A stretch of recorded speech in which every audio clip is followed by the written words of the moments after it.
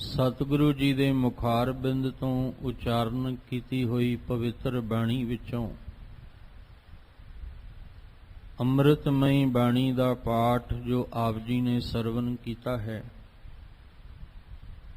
ਅੰਮ੍ਰਿਤਮਈ ਬਾਣੀ ਦੀ ਵਿਚਾਰ ਦੇ ਨਾਲ ਸਾਂਝ ਪਾਉਣ ਵਾਸਤੇ ਜੋ ਸਮਾਂ ਪ੍ਰਾਪਤ ਹੋ ਰਿਹਾ ਹੈ, ਮਨ ਬਿਰਤੀਆਂ ਨੂੰ ਇਕਾਗਰ ਕਰੀਏ, ਨਮਾਣੇ ਹੋ ਕੇ ਸਤਿਗੁਰੂ ਜੀ ਦੇ ਪਾਵਨ ਚਰਨਾਂ ਵਿੱਚ ਜੁੜਨ ਦਾ ਯਤਨ ਕਰੀਏ। ਗੁਰੂ ਸਾਹਿਬ ਜੀ ਜੋ ਸਾਨੂੰ ਦੁਨਿਆਵੀ ਮਨੁੱਖੀ ਜੀਵਾਂ ਨੂੰ ਸਮਝਾਉਣ ਦਾ ਯਤਨ ਕਰ ਰਹੇ ਹਨ, ਇੱਕ ਮਨ ਇੱਕ ਚਿੱਤ ਹੋ ਕੇ ਸਮਝਣ ਦਾ ਯਤਨ ਕਰੀਏ ਜੀ। ਵਾਹਿਗੁਰੂ ਸਾਹਿਬ ਜੀ। ਸਵਈਏ ਸ੍ਰੀ ਮੁਖ ਵਾਕਿਆ ਮਹਲਾ ਪੰਜਵਾ। ਕਵਣ ਜੋਗ ਕੌਣ ਗਿਆਨ ਧਿਆਨ, ਕਵਨ ਬਿਦ ਉਸਤਤ ਕਰੀਐ। ਆਪ ਜੀ ਰੋਜ਼ਾਨਾ ਇਸ ਅਸਥਾਨ ਤੋਂ ਅੰਮ੍ਰਿਤਮਈ ਬਾਣੀ ਦੀ ਪਵਿੱਤਰ ਵਿਚਾਰ ਦੇ ਨਾਲ ਸਾਂਝ ਪਾਉਂਦੇ ਆ ਰਹੇ ਹੋ।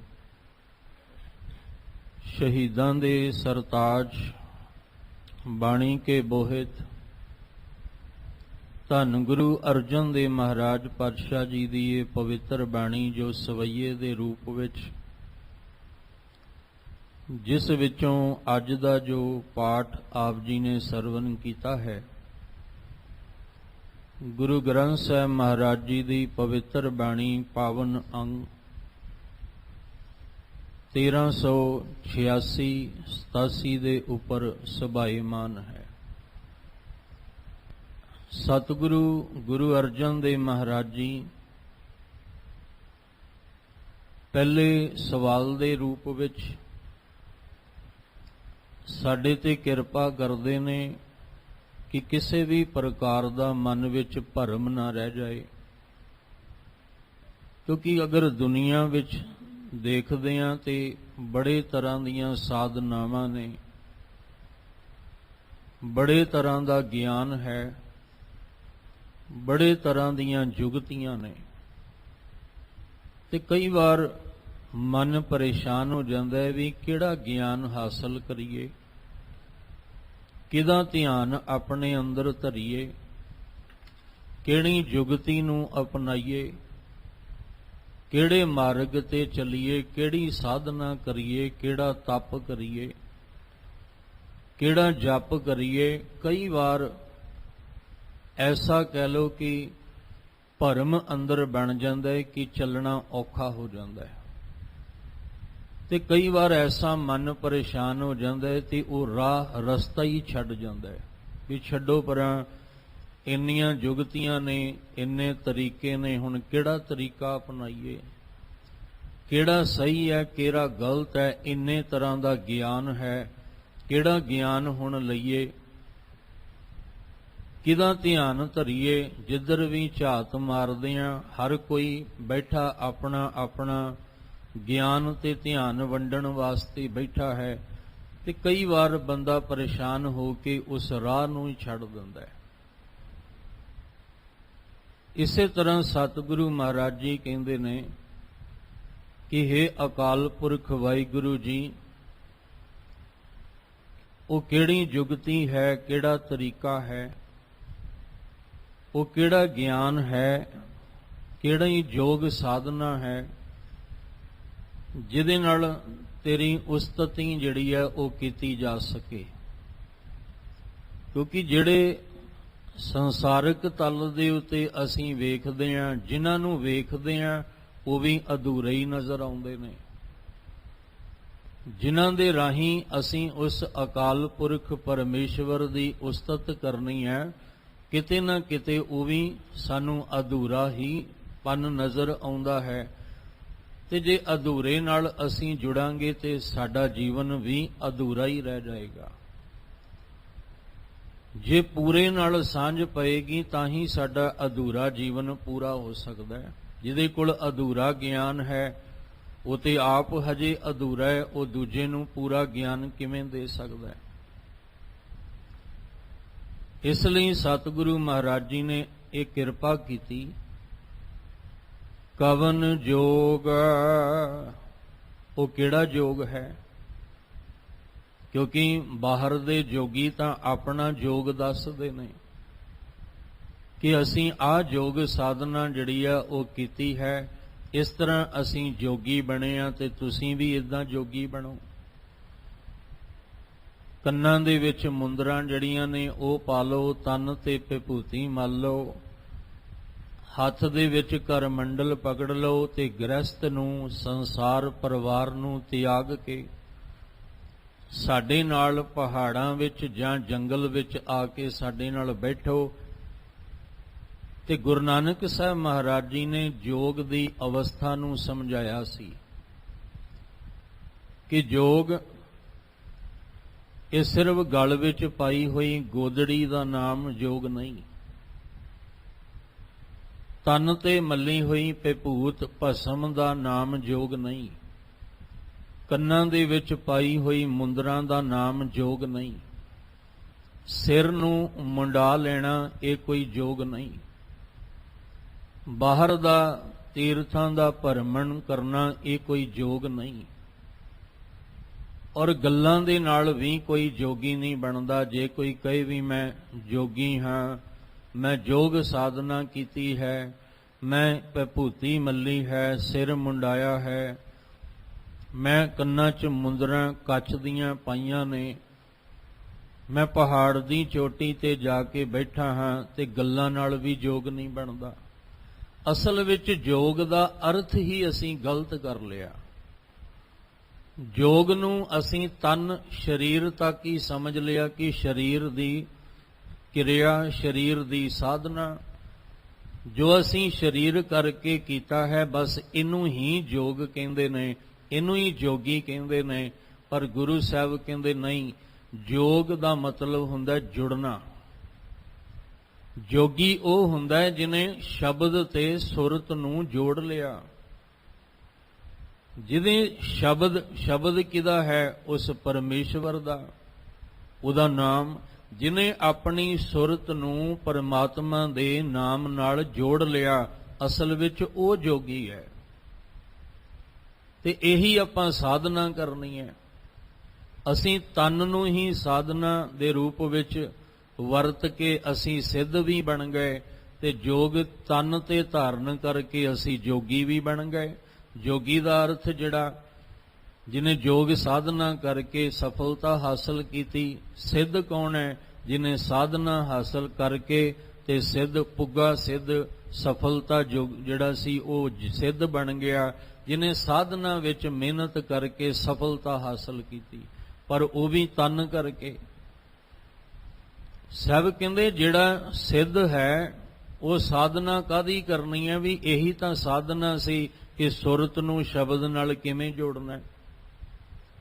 ਇਹੀ ਤਾਂ ਜੋਗੀ ਬਣਨਾ ਸੀ ਕਿ ਸੁਰਤ ਨੂੰ ਸ਼ਬਦ ਨਾਲ ਕਿਵੇਂ ਜੋੜਨਾ। ਜਿਹਨੇ ਇਹ ਸਾਧਨਾ ਕੀਤੀ ਤੇ ਆਪਣੀ ਸੁਰਤ ਨੂੰ ਸ਼ਬਦ ਨਾਲ ਜੋੜ ਦਿੱਤਾ, ਅਸਲ ਵਿੱਚ ਉਹ ਸਿੱਧ ਹੈ, ਉਹ ਕਾਮਯਾਬ ਹੈ, ਉਹ ਸਫਲ ਹੋ ਗਿਆ। ਜਿਹਨੇ ਸੁਰਤ ਨੂੰ ਸ਼ਬਦ ਨਾਲ ਜੋੜ ਦਿੱਤਾ, ਅਸਲ ਵਿੱਚ ਉਹ ਜੋਗੀ ਹੈ। ਸਾਹਿਬ ਜੀ ਨੂੰ ਵੀ ਪੁੱਛਿਆ ਸੀ ਕਿ ਤੁਸੀਂ ਜਿਸ ਮਾਰਗ ਤੇ ਤੁਰੇ ਹੋ, ਉਸ ਮਾਰਗ ਦੇ ਉੱਤੇ ਗੁਰੂ ਕੌਣ ਹੈ ਤੇ ਚੇਲਾ ਕੌਣ ਹੈ? ਤੁਸੀਂ ਏਡੇ ਵੱਡੀ ਸਫਲਤਾ ਹਾਸਲ ਕਰਕੇ, ਗੋਰਖਨਾਥ ਨੇ ਪੁੱਛਿਆ ਸੀ ਕਿ ਏਡੀ ਸਫਲਤਾ ਹਾਸਲ ਕਰਕੇ ਤੁਸੀਂ ਸੁਮੇਰ ਪਰਬਤ ਤੱਕ ਪਹੁੰਚ ਗਏ ਹੋ, ਸਾਡੇ ਤੱਕ ਪਹੁੰਚ ਗਏ ਹੋ, ਅੱਜ ਤੱਕ ਕੋਈ ਸੰਸਾਰੀ ਤਲ ਤੋਂ ਉੱਪਰ ਉੱਠ ਕੇ ਸਾਡੇ ਤੱਕ ਪਹੁੰਚ ਹੀ ਨਹੀਂ ਸਕਿਆ। ਅੱਜ ਤੱਕ ਕੋਈ ਸੰਸਾਰ ਦੇ ਤਲ ਤੋਂ ਉੱਠ ਕੇ ਸਾਡੇ ਤੱਕ ਨਹੀਂ ਪਹੁੰਚਿਆ, ਅੱਜ ਪਹਿਲਾ ਹੈ ਜਿਹੜਾ ਪਹੁੰਚਿਆ। ਤੇ ਦੱਸੋ ਤੁਹਾਡਾ ਗੁਰੂ ਕੌਣ ਤੇ ਤੁਸੀਂ ਚੇਲਾ ਕਿਹਦਾ? ਤੇ ਤੇ ਗੁਰੂ ਸਾਹਿਬ ਨੇ ਜਿਹੜੇ ਅਵਸਥਾ ਵਿੱਚ ਯੋਗ ਅਵਸਥਾ ਵਿੱਚ ਜੋਗੀ ਬਣਨਾ ਕੀਤਾ ਜਾਂ ਸਿੱਧ ਬਣਨਾ ਕੀਤਾ, ਉਹੀ ਸਤਿਗੁਰੂ ਜੀ ਨੇ ਦੱਸਿਆ। ਸਾਹਿਬ ਕਹਿੰਦੇ ਸ਼ਬਦ ਗੁਰੂ ਸੁਰਤ ਧੁਨ ਚੇਲਾ। ਜੇ ਸਫਲ ਹੋਇਆ ਇੱਥੇ ਤੱਕ ਆਉਣ ਲਈ ਤਾਂ ਉਹ ਮੈਂ ਆਪਣੇ ਸ਼ਬਦ ਨੂੰ ਗੁਰੂ ਬਣਾਇਆ ਤੇ ਸੁਰਤ ਨੂੰ ਚੇਲਾ ਬਣਾਇਆ।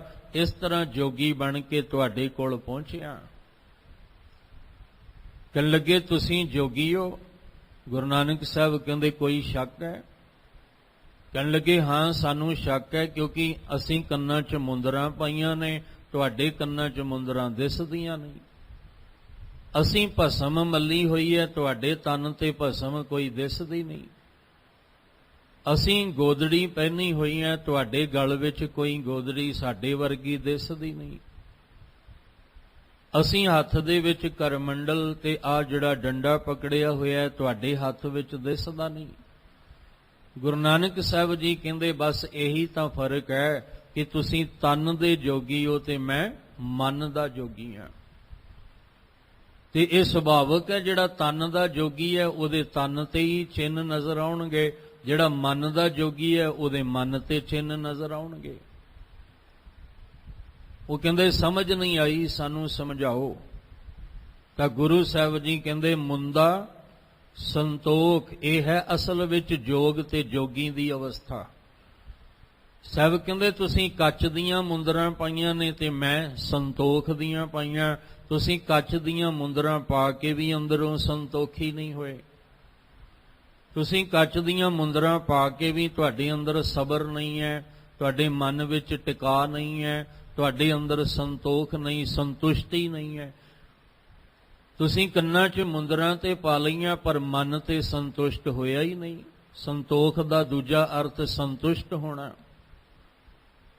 ਸਭ ਕਹਿੰਦੇ ਮੁੰਦਾ ਸੰਤੋਖ ਸ਼ਰਮ ਪਤ ਝੋਲੀ, ਜਿਹੜੀ ਮੇਰੀ ਝੋਲੀ ਹੈ ਸਭ ਕਹਿੰਦੇ ਉਹ ਮੇਰੀ ਮਿਹਨਤ ਦੀ ਹੈ, ਜਿਹਦੇ ਨਾਲ ਮੇਰੀ ਪੱਤ ਢਕੀ ਜਾਣੀ ਹੈ। ਧਿਆਨ ਕੀ ਕਰਹਿ ਭੈਭੂਤ, ਤੇ ਜਿਹੜੀ ਮੈਂ ਭੈਭੂਤੀ ਭਸਮ ਮੱਲੀ ਹੈ ਉਹ ਹੈ ਮੇਰੀ ਧਿਆਨ ਨੂੰ ਟਿਕਾਉਣਾ, ਉਸ ਨਿਰੰਕਾਰ ਦੇ ਵੱਲ ਆਪਣਾ ਧਿਆਨ ਲਿਜਾਣਾ। ਜਾਂ ਆਪਣੇ ਧਿਆਨ ਦਾ ਅਰਥ ਹੈ ਖਿਆਲਾਂ ਵਿੱਚ, ਆਪਣੇ ਧਿਆਨ ਵਿੱਚ ਉਸ ਮਾਲਕ ਨੂੰ ਚੇਤੇ ਰੱਖਣਾ। ਸਾਹਿਬ ਜੀ ਕਹਿੰਦੇ ਆ ਮੇਰੀ ਭਸਮ ਹੈ ਜਿਹੜੀ ਮੈਂ ਮਨ ਤੇ ਮੱਲੀ ਹੋਈ ਹੈ। ਮੁੰਦਾ ਸੰਤੋਖ ਸ਼ਰਮ ਬਦ ਝੋਲੀ, ਧਿਆਨ ਕੀ ਕਰੈ ਭੈਭੂਤ ਖਿੰਥਾ ਕਾਲ, ਤੇ ਮੈਂ ਮੌਤ ਦੀ ਗੋਦੜੀ ਹਰ ਵੇਲੇ ਪਹਿਨ ਕੇ ਰੱਖਦਾ। ਖਿੰਥਾ ਕਾਲ ਕੁਆਰੀ ਕਾਇਆ ਜੁਗਤ, ਡੰਡਾ ਪ੍ਰਤੀਤ, ਮੈਂ ਡੰਡਾ ਜਿਹੜਾ ਰੱਖਿਆ ਪ੍ਰਤੀਤ ਦਾ ਰੱਖਿਆ, ਜਿਹੜਾ ਪ੍ਰੀਤ ਵਿੱਚੋਂ ਪੈਦਾ ਹੁੰਦਾ ਹੈ, ਭਰੋਸੇ ਦਾ, ਭਾਵਨਾ ਦਾ। ਹੁਣ ਜਿੱਥੇ ਪ੍ਰੀਤ ਨਹੀਂ ਹੋਏਗੀ ਉੱਥੇ ਪ੍ਰਤੀਤ ਵੀ ਨਹੀਂ ਹੈ। ਪ੍ਰਤੀਤ ਤੱਕ ਆਉਣ ਵਾਸਤੇ ਪਹਿਲਾਂ ਸਾਨੂੰ ਪ੍ਰੀਤ ਦੀ ਅੰਦਰ ਅਵਸਥਾ ਬਣਾਉਣੀ ਪਏਗੀ, ਕਿਉਂਕਿ ਪ੍ਰੀਤ ਵਿੱਚੋਂ ਪ੍ਰਤੀਤ ਦਾ ਜਨਮ ਹੋਣਾ ਹੈ।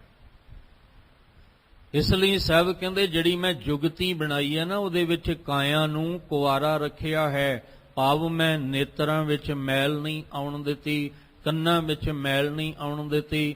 ਜਿਹੜੇ ਇੰਦਰੇ ਨੇ ਇਹ ਬੇਕਾਬੂ ਨਹੀਂ ਹੁੰਦੇ, ਇੰਦਰੀਆਂ ਨੂੰ ਵਸ ਵਿੱਚ ਕੀਤਾ ਹੈ। ਜ਼ੁਬਾਨ ਤੇ ਝੂਠ ਨਹੀਂ ਹੈ, ਕੰਨਾਂ ਦੇ ਵਿੱਚ ਨਿੰਦਾ ਚੁਗਲੀ ਦਾ ਰਸ ਨਹੀਂ ਹੈ, ਨੇਤਰਾਂ ਵਿੱਚ ਮਲੀਨਤਾ ਨਹੀਂ, ਮੈਲ ਨਹੀਂ ਹੈ। ਇਹਨੂੰ ਮੈਂ ਵਿਕਾਰਾਂ ਤੋਂ ਕੁਆਰਾ ਜਿਹੜਾ ਰੱਖਿਆ। ਤੁਸੀਂ ਜੋਗੀ ਤਾਂ ਬਣ ਗਏ ਪਰ ਕੰਨਾਂ ਵਿੱਚ ਤੁਹਾਡੇ ਨਿੰਦਾ ਚੁਗਲੀ ਦਾ ਰਸ ਹੈ, ਜ਼ੁਬਾਨ ਤੇ ਕੜਵਾਹਟ ਹੈ, ਹੰਕਾਰ ਦੇ ਬੋਲ ਨੇ, ਨੇਤਰਾਂ ਵਿੱਚ ਮਲੀਨਤਾ ਹੈ। ਸਭ ਕਹਿੰਦੇ ਤੁਸੀਂ ਤਨ ਦੇ ਜੋਗੀ ਹੋ ਪਰ ਆ ਜੁਗਤੀ ਨਹੀਂ ਤੁਹਾਡੀ ਹਜੇ ਤੱਕ ਬਣੀ ਜਿਹਦੇ ਵਿੱਚ ਕਾਇਆ ਨੂੰ ਤੁਸੀਂ ਕੁਆਰਾ ਰੱਖ ਸਕੋ। ਸਭ ਕਹਿੰਦੇ ਇਹ ਖੇਡ ਸ਼ੁਰੂ ਹੋਣੀ ਸੀ ਮਨ ਤੋਂ, ਤੁਸੀਂ ਮਨ ਤੱਕ ਗਏ ਹੀ ਨਹੀਂ, ਤੁਸੀਂ ਤਾਂ ਤਨ ਦੀ ਸਾਧਨਾ ਕਰਦੇ ਰਹੇ, ਤਨ ਉੱਤੇ ਹੀ ਭੈਭੂਤੀ ਮਲਦੇ ਰਹੇ, ਤਨ ਕਰਕੇ ਹੀ ਤੁਸੀਂ ਕਰਮ ਜਿਹੜਾ ਸੀ ਕਰਦੇ ਰਹੇ, ਜਿਹੜਾ ਫਲ ਤੱਕ ਪਹੁੰਚਿਆ ਨਾ। ਕਿਉਂਕਿ ਜਿੱਥੇ ਮਨ ਸ਼ਾਮਲ ਨਹੀਂ ਹੋਏਗਾ, ਮਾਫ ਕਰਨਾ, ਉੱਥੇ ਫਲ ਵੀ ਨਹੀਂ ਬਣੇਗਾ। फल उत्थे बनना है जिथे मन शामिल होएगा, क्योंकि कर्म उत्थे बनना है जिथे मन होएगा। हुण तन करके असी धर्मी आ, मन करके विकारी आ, ते फल चंगा नहीं माड़ा ही मिलना है, क्योंकि फल तां लगना सी मन दे तल ते। तन दे तल उत्ते फल नहीं है। ताई ते कहा सी जिन्ने मर्जी धर्म दे कर्म कर लो, सारे कीते हुए निफल ने, बेकार ने, क्योंकि कर्म बनना सी मन दे तल ते, फल मिलना सी मन दे। हुण मन किते होर भटकदा रहा, मन जोगी बनिया नहीं, मन सिद्ध बनिया नहीं, मन ने जुगत समझी नहीं, तन नहीं जुगत समझ ली ते तन लगा रहा, जुड़िया रहा, पर अधूरे रह गए। दुनिया दी नज़र विच असीं सफल हो गए, पर गुरु साहब कहंदे मेरी नज़र विच तुसीं फेल हो। दुनिया ने तुहानू जोगी मन लिया होएगा, दुनिया ने तुहानू सिद्ध मन लिया होएगा, दुनिया ने तुहानू चुक के उच्चे आसन ते बिठा के तुहाडी पूजा कीती होएगी, मान सन्मान, पर साहब कहंदे नहीं, अंदर दी अवस्था वेख के लगदा भी तुसीं हजे अधूरे, तुसीं असफल हो, हजे तुसीं सफल नहीं होए। यही कारण सी कि गुरु साहब ने कहा सी कि जोग न खिंथा, जोग न डंडै, जोग न भस्म चढ़ाइए, जोग न मुंदी मूंड मंडाइए। साहब जी कहते ने जोग जिहड़ा है वो अखां मीटण दे नाल जां बाहर दी शरीर दी किरिया दे विच मूंड सिर नूं मंडाउण दे नाल इनू जोग नहीं कहंदे। ये जोग दी अवस्था नहीं है। खिंथा बाहर दी होवे, डंडा बाहर दा होवे, सिर बाहर दा, मुंडना ते मन नूं सी असी मुंड के सिर रख दिता। जिवें कबीर साहब जी कहंदे ने ना, माए कबीर माए मूंडो तै गुरु की, जां ते भरम न जाए, आप डूबे चौ बेद में चेले दिए बहाए। कहंदे उस गुरु दे मां दा सिर मुंड दियां, भाव मां दा की कसूर है इत्थे? हुण जिन्हें जन्म दिता, जन्म दे के पालिया पोसिया, अगों हुण बच्चा ही माड़े राह तुर पए ते उत्थे मां दा की कसूर है? पर कबीर जी कहंदे माए मूंडो तै गुरु की, उहदा मतलब सी कि जिहड़ी इस गुरु दी मत है ना, इस मत दा मैं सिर मुंड दियां, ताकि अंदर इस तरह दे ख्याल फुरने इहदे दिमाग विच बनन ही ना। मैं वो जिथे फुरने पैदा होने ने मत राही, उस मत दा सिर ही मुंड दियां। पर असीं बाहरों अपना सिर मुंडा लिया। असीं सोचिया भी बाहरों मुंडन करन नाल, सिर मुंडाउण दे नाल रब मिल जांदा है, पर जिहड़ा अंदर सिर मुंडना सी विकारां करके, वो असीं कर्म कीता ही नहीं, फिर असफल रह गए। इसलिए सतगुरु महाराज जी समझाउंदे ने, साहब जी कहंदे ने जुगत तां इह सी कि अंजन माहे निरंजन रहीए, जोग जुगत इम पाईए, गल्ली जोग न होई। एक दृष्ट कर समसर जाणै, जोगी कहीए सोई। साहब जी कहंदे जिहड़ा जिहदी दृष्टि दे अंदर समसर बराबरता आ गई ते निरंकार नूं हर थाएं जिहड़ा महसूस करदा है, वेखदा है, वो है असल विच जुड़िया होया जोगी। हुण सानू बाहर दी जोगी दी अवस्था जिहड़ी सी बाहर दी दित्ती, 84 आसन सानू जोग अवस्था विच दे दिते, आ वाला आसन तुसीं बनाओ। फिर भोजन की गल भी गुरु साहब ने की, बड़ी बार आप जी नाल सांझ पाई ते पाउंदे रहना है, क्योंकि सब कुछ तां जपजी साहब दी बाणी विच ही है, सारा खजाना उहदे विचों है। असीं उसे खजाने नूं लैके अगे 1430 अंग तक चलना है। जिथे मुंदा संतोख की गल करते ने, उत्थे साहब जी कहंदे ने भुगत ज्ञान दया भंडारण, घट घट वज है नाद। साहब जी कहंदे ने उत्थे फिर ज्ञान जिहड़ा है उहनूं तुसीं अपना भोजन भी बनाउणा है। इसलिए सतगुरु महाराज कहंदे गल्लां नाल तां जोगी सारे बन जाणगे, सानू बाहर दी जोगी दी अवस्था विच जोग साधनावां दित्तियां, आ आसन ला लो, ये आसन ला लो, आ वाला आसन ला लो। और गुरु साहब दी हजूरी विच भी, गुरु घर दे अंदर भी ਸਾਨੂੰ ਇੱਕੋ ਹੀ ਜੁਗਤੀ ਦਿੱਤੀ ਹੈ ਕਿ ਸੰਗਤ ਵਿੱਚ ਸ਼ਰੀਰ ਕਰਕੇ ਬੈਠੋ ਤੇ ਸ਼ਬਦ ਨਾਲ ਸੁਰਤ ਕਰਕੇ ਜੁੜੋ। ਬਸ ਇਹੀ ਜੁਗਤੀ ਆਪਾਂ ਇੱਥੇ ਬਣਾਉਣੀ ਹੈ ਕਿ ਸ਼ਰੀਰ ਕਰਕੇ ਆਪਾਂ ਸੰਗਤ ਵਿੱਚ ਟਿਕਾ ਬਣਾ ਕੇ ਬੈਠਣਾ ਹੈ ਔਰ ਸੁਰਤ ਕਰਕੇ ਆਪਾਂ ਸ਼ਬਦ ਨਾਲ ਜੁੜਨਾ ਹੈ। ਅਸੀਂ ਅੰਦਰ ਦਾ ਹਨੇਰਾ ਦੂਰ ਕਰਨਾ ਸੀ, ਪਰ ਮਾਫ ਕਰਨਾ। ਗੁਰਬਾਣੀ ਵਿੱਚੋਂ ਅਸੀਂ ਗਿਆਨ ਲੈਣਾ ਸੀ, ਪਰ ਅਸੀਂ ਤੇ ਭਰਮਾ ਕੇ ਰੱਖ ਦਿੱਤਾ। ਜਿਸ ਗੁਰਬਾਣੀ ਚੋਂ ਗਿਆਨ ਲੈ ਕੇ ਅਸੀਂ ਭਰਮ ਦਾ ਹਨੇਰਾ ਦੂਰ ਕਰਨਾ ਸੀ, ਉਸੇ ਗੁਰਬਾਣੀ ਦਾ ਆਸਰਾ ਲੈ ਕੇ ਅਸੀਂ ਭਰਮ ਵਿੱਚ ਪਾ ਦਿੱਤਾ। ਗੁਰਬਾਣੀ ਦੇ ਆਸਰੇ ਵੀ ਸਾਨੂੰ ਬੜੀਆਂ ਜੁਗਤੀਆਂ ਦੱਸੀਆਂ ਜਾਂਦੀਆਂ। ਕੋਈ ਕਹਿੰਦਾ ਅੱਖਾਂ ਬੰਦ ਕਰ ਲਓ, ਕੋਈ ਕਹਿੰਦਾ ਇਸ ਤਰ੍ਹਾਂ ਬੈਠ ਜਾਓ, ਕੋਈ ਕਹਿੰਦਾ ਲਾਈਟਾਂ ਬੰਦ ਕਰ ਲਓ। ਗੁਰਬਾਣੀ ਦੀ ਰੋਸ਼ਨੀ ਵਿੱਚ ਅਸੀਂ ਅੰਦਰ ਦਾ ਹਨੇਰਾ ਦੂਰ ਕਰਨਾ ਸੀ, ਪਰ ਅਸੀਂ ਕੀ ਕੀਤਾ? ਅਸੀਂ ਆਪਣੀ ਜੁਗਤੀ ਬਣਾ ਕੇ ਅਸੀਂ ਬਾਹਰੋਂ ਵੀ ਹਨੇਰਾ ਕਰ ਲਿਆ, ਤੇ ਅੰਦਰ ਤਾਂ ਹਨੇਰਾ ਪਹਿਲਾਂ ਹੀ ਸਾਡੇ ਬਹੁਤ ਸੀ। ਅਸੀਂ ਬਾਹਰੋਂ ਵੀ ਹਨੇਰਾ ਕਰ ਲਿਆ, ਉਹ ਫਿਰ ਜਿਹੜੀ ਜੁਗਤੀ ਗੁਰਬਾਣੀ ਚੋਂ ਸਮਝਣੀ ਸੀ ਉਹ ਸਮਝ ਕੋਈ ਨਾ ਆਈ। ਸਾਨੂੰ ਐਸੇ ਭਰਮਾਂ ਵਿੱਚ ਪੈਣ ਦੀ ਲੋੜ ਹੀ ਨਹੀਂ, ਬਸ ਇੱਕ ਜੁਗਤੀ ਸਾਨੂੰ ਸਮਝ ਆ ਜਾਏ। ਸਾਨੂੰ ਬਹੁਤੀਆਂ ਜੁਗਤੀਆਂ, ਬਹੁਤੇ ਤਰੀਕੇ ਅਪਣਾਉਣ ਦੀ ਲੋੜ ਹੀ ਨਹੀਂ। ਸਾਨੂੰ ਤਾਂ ਮਹਾਰਾਜ ਜੀ ਨੇ ਸਧਾਰਨ ਤੌਰ ਤੇ ਸੌਖੇ ਤਰੀਕੇ ਨਾਲ ਸਮਝਾਇਆ ਸੀ ਕਿ ਇਹ ਮਨ ਹਰਿ ਜੀ ਧਿਆਏ ਤੂੰ, ਇੱਕ ਮਨ ਇੱਕ ਚਿੱਤ ਭਾਏ। ਬਸ ਆਹ ਅਵਸਥਾ ਅਸੀਂ ਬਣਾਉਣੀ ਸੀ ਰਲ ਕੇ, ਪਰ ਸਾਨੂੰ ਅੱਗੋਂ ਜੁਗਤੀਆਂ ਹੀ ਹੋਰ ਦੱਸਤੀਆਂ, ਤਰੀਕੇ ਹੀ ਹੋਰ ਦੱਸ ਦਿੱਤੇ। ਇਸ ਲਈ ਕਹਿ ਰਹੇ ਨੇ, ਕਹਿਣ ਲੱਗੇ ਕਵਨ ਦਾ ਅਰਥ ਹੈ ਇੱਕ ਸਵਾਲ ਹੈ। ਕਵਨ ਜੋਗ, ਉਹ ਕਿਹੜਾ ਜੋਗ ਹੈ? ਕੌਣ ਗਿਆਨ ਧਿਆਨ, ਉਹ ਕਿਹੜਾ ਗਿਆਨ ਹੈ? ਔਰ ਉਹ ਕਿਹੜਾ ਧਿਆਨ ਹੈ ਜਿਹੜਾ ਧਿਆਨ ਆਪਣੇ ਅੰਦਰ ਰੱਖ ਕੇ ਅਸੀਂ ਸਫਲ ਹੋ ਸਕੀਏ?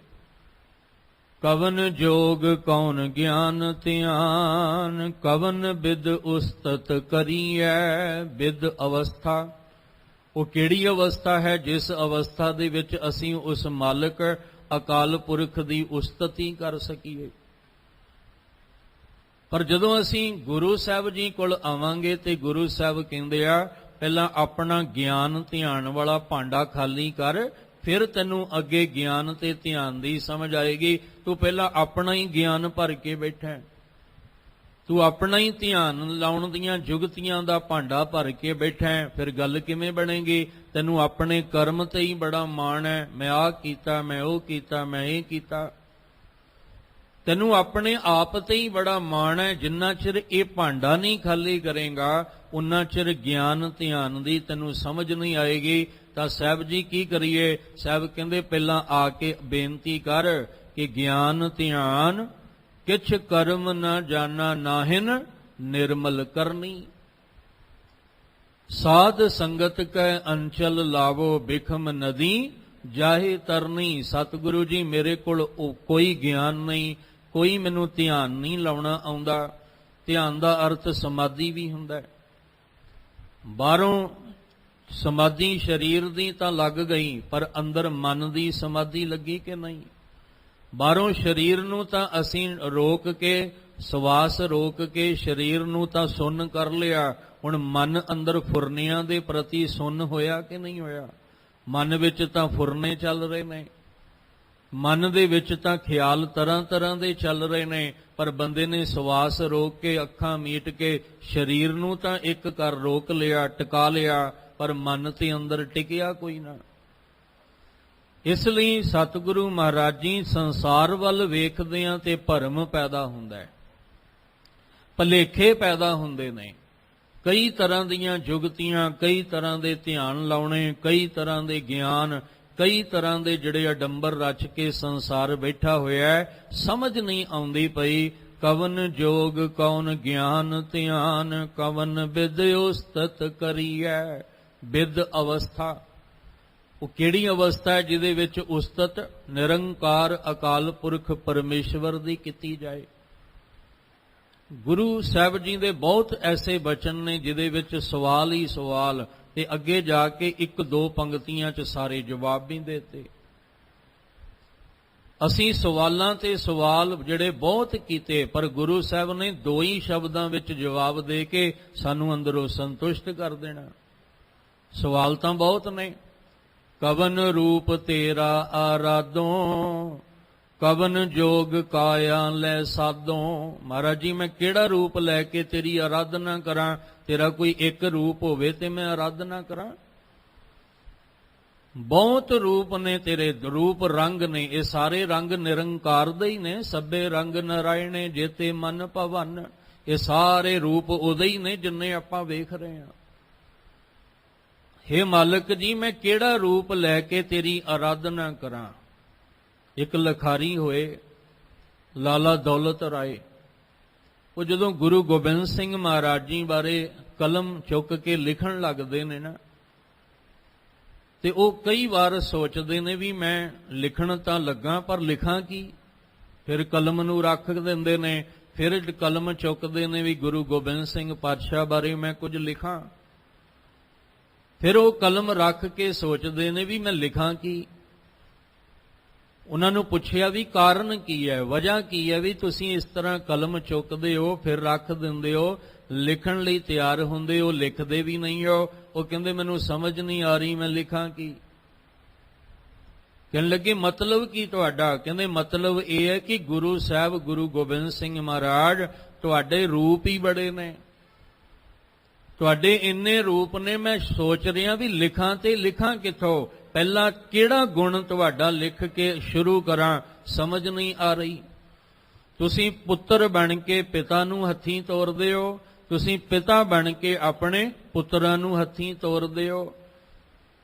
ਤੁਸੀਂ ਮਹਾਰਾਜ ਜੀ ਉਹ ਕਲਗੀਆਂ ਵਾਲੇ ਹੋ, ਤੁਸੀਂ ਸਤਿਗੁਰੂ ਮਹਾਰਾਜ ਜੀ ਸੰਤ ਵੀ ਹੋ ਤੇ ਸਿਪਾਹੀ ਵੀ ਹੋ, ਤੁਸੀਂ ਇੱਕ ਕਵੀ ਦੇ ਰੂਪ ਵਿੱਚ ਵੀ ਹੋ, ਤੁਸੀਂ ਮਰਦ ਅਗੰਬੜੇ ਦੇ ਰੂਪ ਵਿੱਚ ਵੀ ਹੋ, ਬਾਦਸ਼ਾਹ ਵੀ ਹੋ, ਦਰਵੇਸ਼ ਵੀ ਹੋ, ਸ਼ਾਹੇ ਸ਼ਹਿਨਸ਼ਾਹ ਵੀ ਹੋ, ਹੱਕ ਸੱਚ ਦੀ ਮੂਰਤ ਵੀ ਤੁਸੀਂ ਹੋ।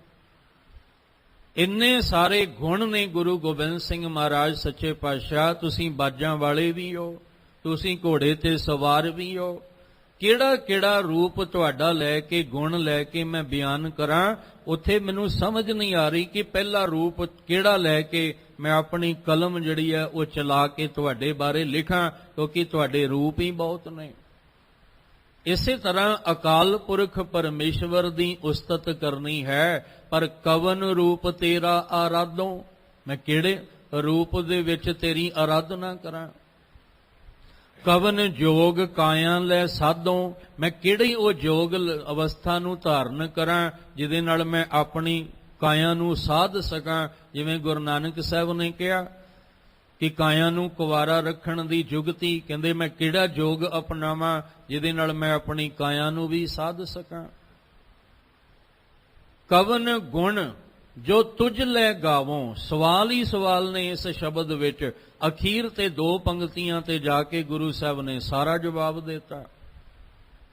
ਸਾਹਿਬ ਜੀ ਕਹਿੰਦੇ ਕਵਨ ਗੁਣ ਜੋ ਤੁਝ ਲੈ ਗਾਵੋਂ, ਤੇਰੇ ਗੁਣ ਹੀ ਬਹੁਤ ਨੇ, ਮੈਂ ਕਿਹੜਾ ਗੁਣ ਲੈ ਕੇ ਤੇਰੇ ਗਾਵਾਂ? ਤੇਰੇ ਕਵਨ ਕਵਨ ਗੁਣ ਕਹਿ ਕਹਿ ਗਾਵਾਂ, ਤੂੰ ਸਾਹਿਬ ਗੁਣੀ ਨਿਧਾਨਾ।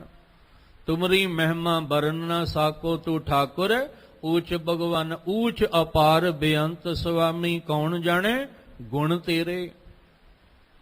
ਕਵਨ ਗੁਣ ਜੋ ਤੁਝ ਲੈ ਗਾਵੋਂ, ਕਵਨ ਬੋਲ ਪਾਰ ਬ੍ਰਹਮ ਰਿਝਾਵੋਂ। ਕਹਿਣ ਲੱਗੇ ਮੈਂ ਕਿਹੜਾ ਐਸਾ ਬੋਲ ਆਪਣੇ ਮੁਖ ਤੋਂ ਬੋਲਾਂ ਜਿਹਦੇ ਨਾਲ ਪਾਰ ਬ੍ਰਹਮ ਪਰਮੇਸ਼ਵਰ ਨੂੰ ਰਿਝਾ ਸਕਾਂ, ਉਹਨੂੰ ਪ੍ਰਸੰਨ ਕਰ ਸਕਾਂ। ਤੇ ਜਪਜੀ ਸਾਹਿਬ ਵਿੱਚ ਵੀ ਤਾਂ ਆਪਾਂ ਸਵਾਲ ਕਰਦੇ ਹੀ ਹਾਂ। ਫੇਰ ਕਹਿ ਅੱਗੇ ਰੱਖੀਐ ਜਿਤ ਦਿਸੈ ਦਰਬਾਰ, ਮੂੰਹੋਂ ਕਹਿ ਬੋਲਣ ਬੋਲੀਐ ਜਿਤ ਸੁਣ ਧਰੇ ਪਿਆਰ। ਸਵਾਲ ਵੀ ਗੁਰੂ ਗ੍ਰੰਥ ਸਾਹਿਬ ਜੀ ਦੀ ਬਾਣੀ ਵਿੱਚ ਔਰ ਜਵਾਬ ਵੀ ਗੁਰੂ ਗ੍ਰੰਥ ਸਾਹਿਬ ਦੀ ਬਾਣੀ 'ਚ। ਫਿਰ ਕੀ ਜ਼ਰੂਰਤ ਕੀ ਹੈ, ਲੋੜ ਕਿੱਥੇ ਹੈ? ਲੋੜ ਇਹ ਹੈ ਕਿ ਗੁਰਬਾਣੀ ਨੂੰ ਪੜ੍ਹ ਕੇ ਸਮਝਣ ਦੀ ਲੋੜ ਹੈ। ਅੱਜ ਸਾਡੇ ਅੰਦਰ ਉਤਸ਼ਾਹ ਜਿਹੜਾ ਉਹ ਵਧਣਾ ਚਾਹੀਦਾ ਹੈ, ਗੁਰਬਾਣੀ ਪ੍ਰਤੀ ਸਾਡੇ ਅੰਦਰ ਭਾਵਨਾ ਜਿਹੜੀ ਹੈ ਉਹ ਹੋਣੀ ਚਾਹੀਦੀ ਹੈ ਕਿ ਗੁਰਬਾਣੀ ਨੂੰ ਵੱਧ ਤੋਂ ਵੱਧ ਪੜ੍ਹੀਏ, ਪੜ੍ਹ ਕੇ ਵੱਧ ਤੋਂ ਵੱਧ ਉਹਨੂੰ ਸਮਝੀਏ। ਹਰ ਸਵਾਲ ਦਾ ਜਵਾਬ ਸਾਨੂੰ ਬਾਣੀ 'ਚੋਂ ਮਿਲ ਜਾਏਗਾ, ਫਿਰ ਸਾਨੂੰ ਕਿਸੇ ਕੋਲ ਪੁੱਛਣ ਪਛਾਉਣ ਦੀ ਲੋੜ ਨਹੀਂ। ਫਿਰ ਸਾਨੂੰ ਸੰਸਾਰ ਵਿੱਚ ਕਿਸੇ ਸਿਆਣੇ ਕੋਲ ਜਾਣ ਦੀ ਲੋੜ ਨਹੀਂ, ਕਿਸੇ ਨੂੰ ਆਪਣੇ ਜੀਵਨ ਦੇ ਹੱਥ ਦੀ ਰੇਖਾਵਾਂ ਦਿਖਾਉਣ ਦੀ ਲੋੜ ਨਹੀਂ, ਸਾਨੂੰ ਜਨਮ ਪੱਤਰੀ ਦਿਖਾਉਣ ਦੀ ਲੋੜ ਨਹੀਂ, ਸਾਨੂੰ ਕਿਸੇ ਦਿਨ ਭਰਮ ਥਿਤ ਵਾਰ ਦੇ ਭਰਮ 'ਚ ਪੈਣ ਦੀ ਲੋੜ ਨਹੀਂ। ਸਿਰਫ ਲੋੜ ਹੈ ਗੁਰਬਾਣੀ ਨੂੰ ਪੜ੍ਹ ਕੇ ਸਮਝਣ ਦੀ ਲੋੜ ਹੈ। ਜਦੋਂ ਗੁਰਬਾਣੀ ਨੂੰ ਪੜ੍ਹ ਕੇ ਤੁਸੀਂ ਸਮਝ ਲਓਗੇ, ਸਵਾਲ ਹੀ ਨਹੀਂ ਪੈਦਾ ਹੁੰਦਾ ਕੋਈ ਸਵਾਲ ਰਹਿ ਜਾਏ, ਹਰ ਪ੍ਰਕਾਰ ਦਾ ਜਵਾਬ ਹੈ। ਪਰ ਤੁਹਾਨੂੰ ਇੱਕ ਅੰਗ ਤੋਂ 1430 ਅੰਗ ਦਾ ਸਫ਼ਰ ਕਰਨਾ ਪੈਣਾ ਹੈ। ਇਹ ਨਹੀਂ ਇੱਕੋ ਦਿਨ ਹੀ 'ਚ ਹੀ ਕਰ ਲੈਣਾ ਜਾਂ 2 ਦਿਨਾਂ 'ਚ ਹੀ ਕਰ ਲੈਣਾ, ਜਿੰਨਾ ਆਪਾਂ ਚੱਲ ਸਕਦੇ ਹਾਂ। ਇੱਕ ਅੰਗ ਰੋਜ਼ ਜਿਹੜਾ ਬਾਣੀ ਦਾ ਜਾਪ ਕਰੋ, ਇੱਕ ਅੰਗ ਨਹੀਂ ਕਰ ਸਕਦੇ, ਇੱਕ ਸ਼ਬਦ ਰੋਜ਼ ਅਭਿਆਸ ਕਰੋ, ਤੇ ਜਦੋਂ ਜਦੋਂ ਚੱਲਦੇ ਜਾਓਗੇ ਸਵਾਲ ਵੀ ਮਿਲਦੇ ਜਾਣਗੇ, ਜਵਾਬ ਵੀ ਮਿਲਦੇ ਜਾਣਗੇ, ਮਨ ਸੰਤੁਸ਼ਟ ਹੋ ਜਾਏਗਾ। ਇੱਕ ਅੰਗ ਤੋਂ 1430 ਅੰਗ ਦਾ ਅਭਿਆਸ ਆਪਣੇ ਜੀਵਨ ਵਿੱਚ ਇੱਕ ਵਾਰ ਕਰਕੇ ਵੇਖ ਲਓ, ਮਨ ਸੰਤੁਸ਼ਟ ਹੋ ਜਾਏਗਾ, ਮਨ ਰਾਜੀ ਹੋ ਜਾਏਗਾ, ਮਨ ਵਿੱਚ ਕਿਸੇ ਪ੍ਰਕਾਰ ਦਾ ਸਵਾਲ ਹੀ ਨਹੀਂ ਰਹਿ ਜਾਏਗਾ। ਇੱਕ ਸੱਜਣ ਹੈ ਜਿਹਦਾ ਕਹਿੰਦਾ, ਜਦੋਂ ਮੈਂ ਬਾਣੀ ਆਰੰਭ ਕੀਤੀ ਨਾ ਜਪਜੀ ਸਾਹਿਬ ਤੋਂ, ਇੱਕ ਓੰਕਾਰ ਤੋਂ, ਤੇ ਮੇਰਾ ਹੁਲੀਆ ਜਿਹੜਾ ਸੀ ਕੁਝ ਹੋਰ ਸੀ। ਜਦੋਂ ਮੈਂ ਆਇਆ 800 ਅੰਗ ਤੱਕ ਤੇ ਮੇਰਾ ਹੁਲੀਆ ਹੀ ਬਦਲ ਗਿਆ। ਤੇ ਜਿੱਦਣ ਮੈਂ 1430 ਅੰਗ ਬਾਣੀ ਸੰਪੂਰਨ ਕਰ ਲਈ, ਉਦਣ ਮੇਰੇ ਅੰਦਰ ਦੀ ਅਵਸਥਾ ਹੀ ਬਦਲ ਗਈ। ਪਹਿਲਾਂ ਬਾਹਰ ਦਾ ਹੁਲੀਆ ਬਦਲਿਆ, ਫਿਰ ਅੰਦਰ ਦੀ ਅਵਸਥਾ ਹੀ ਉਹਦੀ ਬਦਲ ਗਈ। ਸੋਚ ਬਦਲ ਗਈ, ਵਿਚਾਰ ਬਦਲ ਗਏ, ਖਿਆਲ ਬਦਲ ਗਏ, ਕਿਉਂਕਿ ਹਰ ਸਵਾਲ ਹਰ ਜਵਾਬ ਗੁਰਬਾਣੀ ਵਿੱਚ ਹੈ। ਇਸ ਲਈ ਕਹਿ ਰਹੇ ਨੇ, ਕਹਿਣ ਲੱਗੇ ਕਵਨ ਬੋਲ ਪਾਰ ਬ੍ਰਹਮ ਰਿਝਾਵੋ। ਉਹ ਕਿਹੜੇ ਬੋਲ ਨੇ ਜਿਹਦੇ ਨਾਲ ਮੈਂ ਪਾਰ ਬ੍ਰਹਮ ਨੂੰ ਰਿਝਾ ਸਕਾਂ? ਕਿਉਂਕਿ ਮੈਂ ਜਿਹੜੇ ਬੋਲ ਬੋਲਦਾ ਉਹ ਹੰਕਾਰ ਵਾਲੇ ਨੇ, ਤੇ ਹੰਕਾਰ ਵਾਲੇ ਬੋਲ ਉਹਨੂੰ ਭਾਉਂਦੇ ਹੀ ਕੋਈ ਨਹੀਂ। ਮੈਂ ਜਿਹੜੇ ਰੰਗਾਂ ਵਿੱਚ ਰੰਗਿਆ ਹੋਇਆ ਉਹ ਰੰਗ ਮੇਰੇ ਮਾਲਕ ਨੂੰ ਭਾਉਂਦੇ ਹੀ ਨਹੀਂ।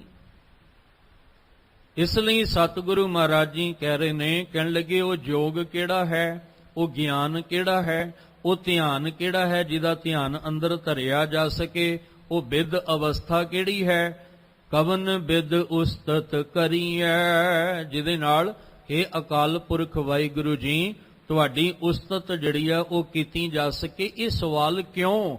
ਇਹ ਸਵਾਲ ਤਾਂ ਪੈਦਾ ਹੋਏ ਨੇ ਕਿਉਂਕਿ ਦੁਨੀਆ ਵਿੱਚ ਵੇਖੀਏ 4 ਚੁਫੇਰੇ, ਪੂਰਬ ਵੱਲ ਮੂੰਹ ਕਰ ਲਓ, ਪੱਛਮ ਵੱਲ ਕਰ ਲਓ, ਉੱਤਰ ਦੱਖਣ ਵੱਲ ਕਰ ਲਓ, ਚਾਰੇ ਪਾਸੇ ਨੂੰ ਮੂੰਹ ਕਰੋਗੇ ਤੁਹਾਨੂੰ ਗਿਆਨ ਵੰਡਣ ਵਾਲੇ ਬਹੁਤ ਮਿਲਣਗੇ, ਧਿਆਨ ਟਿਕਾਉਣ ਵਾਲੇ, ਸਮਾਧੀਆਂ ਲਾਉਣ ਵਾਲੇ ਬੜੇ ਮਿਲਣਗੇ, ਯੋਗ ਆਸਨ ਲਵਾ ਕੇ ਸਾਧਨਾਵਾਂ ਕਰਾਉਣ ਵਾਲੇ ਬੜੇ ਤੁਹਾਨੂੰ ਮਿਲਣਗੇ। ਇਹ ਭੰਬਲ ਭੂਸਾ ਇੱਕ ਬਣ ਜਾਏਗਾ ਕਿ ਮੈਂ ਕਰਾਂ ਤੇ ਕਰਾਂ ਕੀ, ਜਾਵਾਂ ਤੇ ਕਿਹੜੇ ਪਾਸੇ ਜਾਵਾਂ। ਇੱਕ ਬੇਨਤੀ ਇੱਥੇ ਜ਼ਰੂਰ ਕਰਕੇ ਅੱਗੇ ਨੂੰ ਚੱਲਾਂ। ਗੁਰੂ ਸਾਹਿਬ ਦੀ ਮੱਤ ਲੈ ਕੇ ਅਸੀਂ ਗੁਰਬਾਣੀ ਨੂੰ ਵੀ ਨਾ ਵੰਡੀਏ, ਅਸੀਂ ਗੁਰੂ ਦੀ ਮਰਿਆਦਾ ਨੂੰ ਵੀ ਨਾ ਵੰਡੀਏ। ਅਸੀਂ ਗੁਰੂ ਸਾਹਿਬ ਦਾ ਉਹ ਅੰਮ੍ਰਿਤ ਦਾ ਜਿਹੜਾ ਬਾਟਾ ਅਖਤਿਆਰ ਹੋਇਆ, ਖਾਲਸਾ ਪੰਥ ਨੂੰ ਸਾਜਣ ਲੱਗਿਆਂ, ਅਸੀਂ ਉਸ ਬਾਟੇ ਨੂੰ ਵੀ ਨਾ ਵੰਡੀਏ। ਨਹੀਂ ਤਾਂ ਜਿਹੜੀ ਗੁਰਬਾਣੀ ਨੂੰ ਪੜ੍ਹ ਕੇ ਗੁਰੂ ਕੇ ਸਿੱਖਾਂ ਨੇ ਭਰਮ ਚੋਂ ਨਿਕਲਣਾ ਸੀ, ਅਸੀਂ ਆਪਣੇ ਆਪਣੇ ਤਰੀਕੇ ਬਣਾ ਕੇ ਫਿਰ ਸਿੱਖਾਂ ਨੂੰ ਭਰਮ 'ਚ ਪਾ ਦਿੱਤਾ।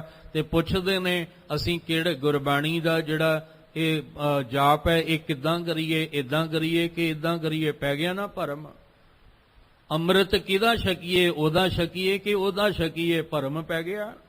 ਮਰਿਆਦਾ ਕਿਹਦੀ ਅਪਣਾਈਏ, ਉਹਨਾਂ ਦੀ ਮਰਿਆਦਾ ਅਪਣਾਈਏ, ਉਹਨਾਂ ਦੀ ਅਪਣਾਈਏ, ਉਹਨਾਂ ਦੀ ਅਪਣਾਈਏ, ਭਰਮ ਪੈ ਗਿਆ। ਪਰ ਬਾਬੇ ਨਾਨਕ ਦਾ ਘਰ ਤਾਂ ਇੱਕੋ ਹੀ ਹੈ, ਗੁਰਬਾਣੀ ਦਾ ਖਜ਼ਾਨਾ ਵੀ ਇੱਕੋ ਹੀ ਹੈ, ਮਰਿਆਦਾ ਵੀ ਗੁਰੂ ਘਰ ਦੀ ਇੱਕ ਹੈ, ਅੰਮ੍ਰਿਤ ਦਾ ਬਾਟਾ ਵੀ ਗੁਰੂ ਸਾਹਿਬ ਨੇ ਇੱਕ ਤਿਆਰ ਕੀਤਾ। ਅਸੀਂ ਆਪਣੀਆਂ ਆਪਣੀਆਂ ਵੰਡੀਆਂ ਪਾ ਕੇ ਗੁਰਬਾਣੀ ਨੂੰ, ਗੁਰਬਾਣੀ ਦੇ ਗਿਆਨ ਨੂੰ, ਗੁਰੂ ਦੀ ਮਰਿਆਦਾ ਨੂੰ ਵੰਡਣ ਦਾ ਯਤਨ ਨਾ ਕਰੀਏ। ਜਿਹੜਾ ਭਰਮ ਗੁਰੂ ਘਰ 'ਚ ਆ ਕੇ ਮਿਟਣਾ ਸੀ, ਅਸੀਂ ਉਹੀ ਭਰਮ ਗੁਰੂ ਘਰ 'ਚ ਫਿਰ ਪੈਦਾ ਕਰਤਾ। ਅਸੀਂ ਆਪਣਿਆਂ ਨੂੰ ਹੀ ਹਜੇ ਜੋੜ ਨਹੀਂ ਪਾ ਰਹੇ, ਅਸੀਂ ਦੂਜਿਆਂ ਨੂੰ ਕਿਵੇਂ ਜੋੜਾਂਗੇ?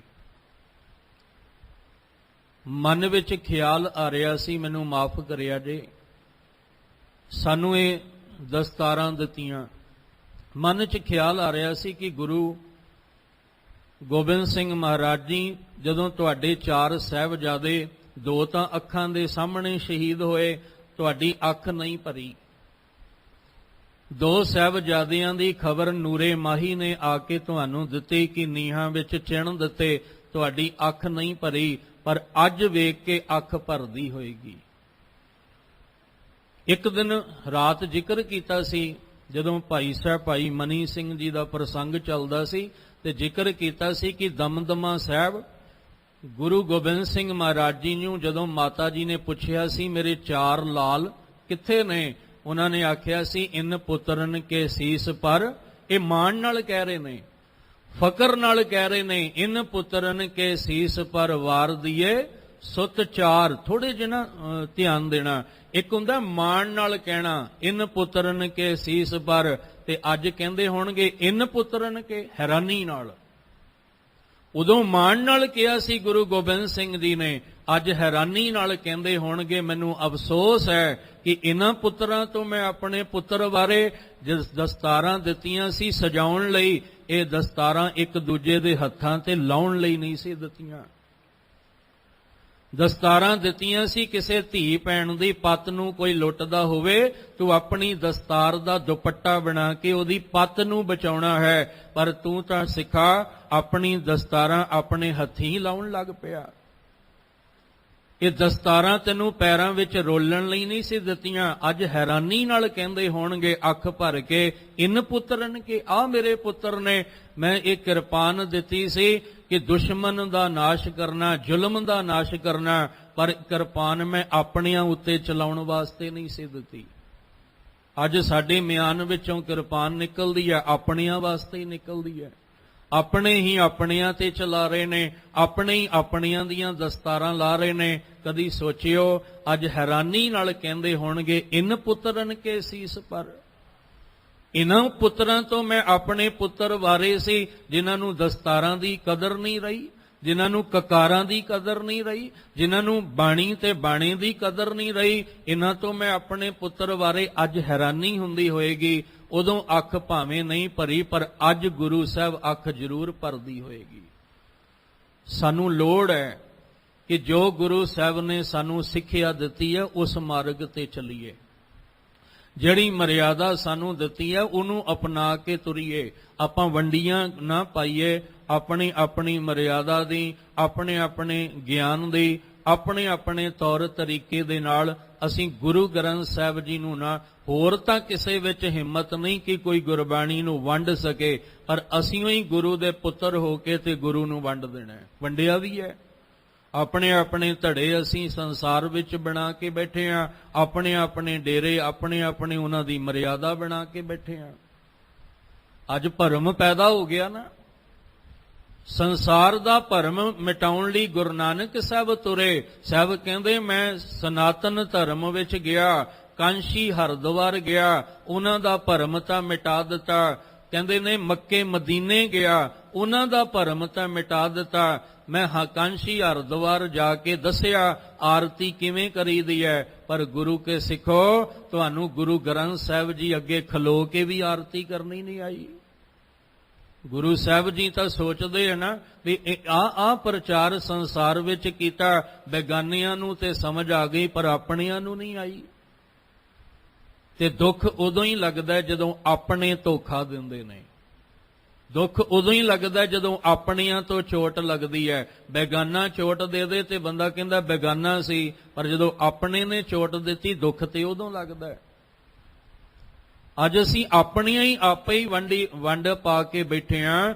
ਅਸੀਂ ਗੁਰਬਾਣੀ ਨੂੰ, ਇੱਕ ਗੁਰਬਾਣੀ ਇੱਕ ਹੈ, ਸੋਚ ਇੱਕ, ਵਿਚਾਰ ਇੱਕ ਹੈ। ਆਪਾਂ ਸਾਰੇ ਇਕੱਤਰ ਹੋ ਕੇ, ਸਾਹਿਬ ਨੇ ਤਾਂ ਕਿਹਾ ਸੀ ਕਿ ਸਾਰੇ ਰਲ ਮਿਲ ਕੇ ਇਕੱਤਰ ਹੋ ਕੇ ਬੈਠ ਕੇ ਗੁਰਬਾਣੀ ਨਾਲ ਜੁੜੋ, ਆਪਣੀਆਂ ਆਪਣੀਆਂ ਵੰਡੀਆਂ ਪਾ ਕੇ ਨਹੀਂ। ਖੈਰ, ਸਤਿਗੁਰੂ ਜੀ ਕਹਿੰਦੇ ਉਹ ਕਿਹੜਾ ਯੋਗ, ਕਿਹੜਾ ਗਿਆਨ, ਕਿਹੜਾ ਧਿਆਨ, ਕਿਹੜੀ ਅਵਸਥਾ ਹੈ ਜਿਹਦੇ ਵਿੱਚ ਉਸਤਤ ਕਰੀਏ। ਕਿਉਂ ਕਿਹਾ ਇਹ?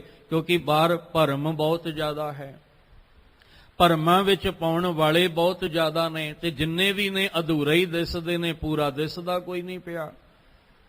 ਇਸ ਲਈ ਗੁਰੂ ਅਰਜਨ ਦੇਵ ਮਹਾਰਾਜ ਜੀ ਕਿਰਪਾ ਕਰਦੇ ਹਨ।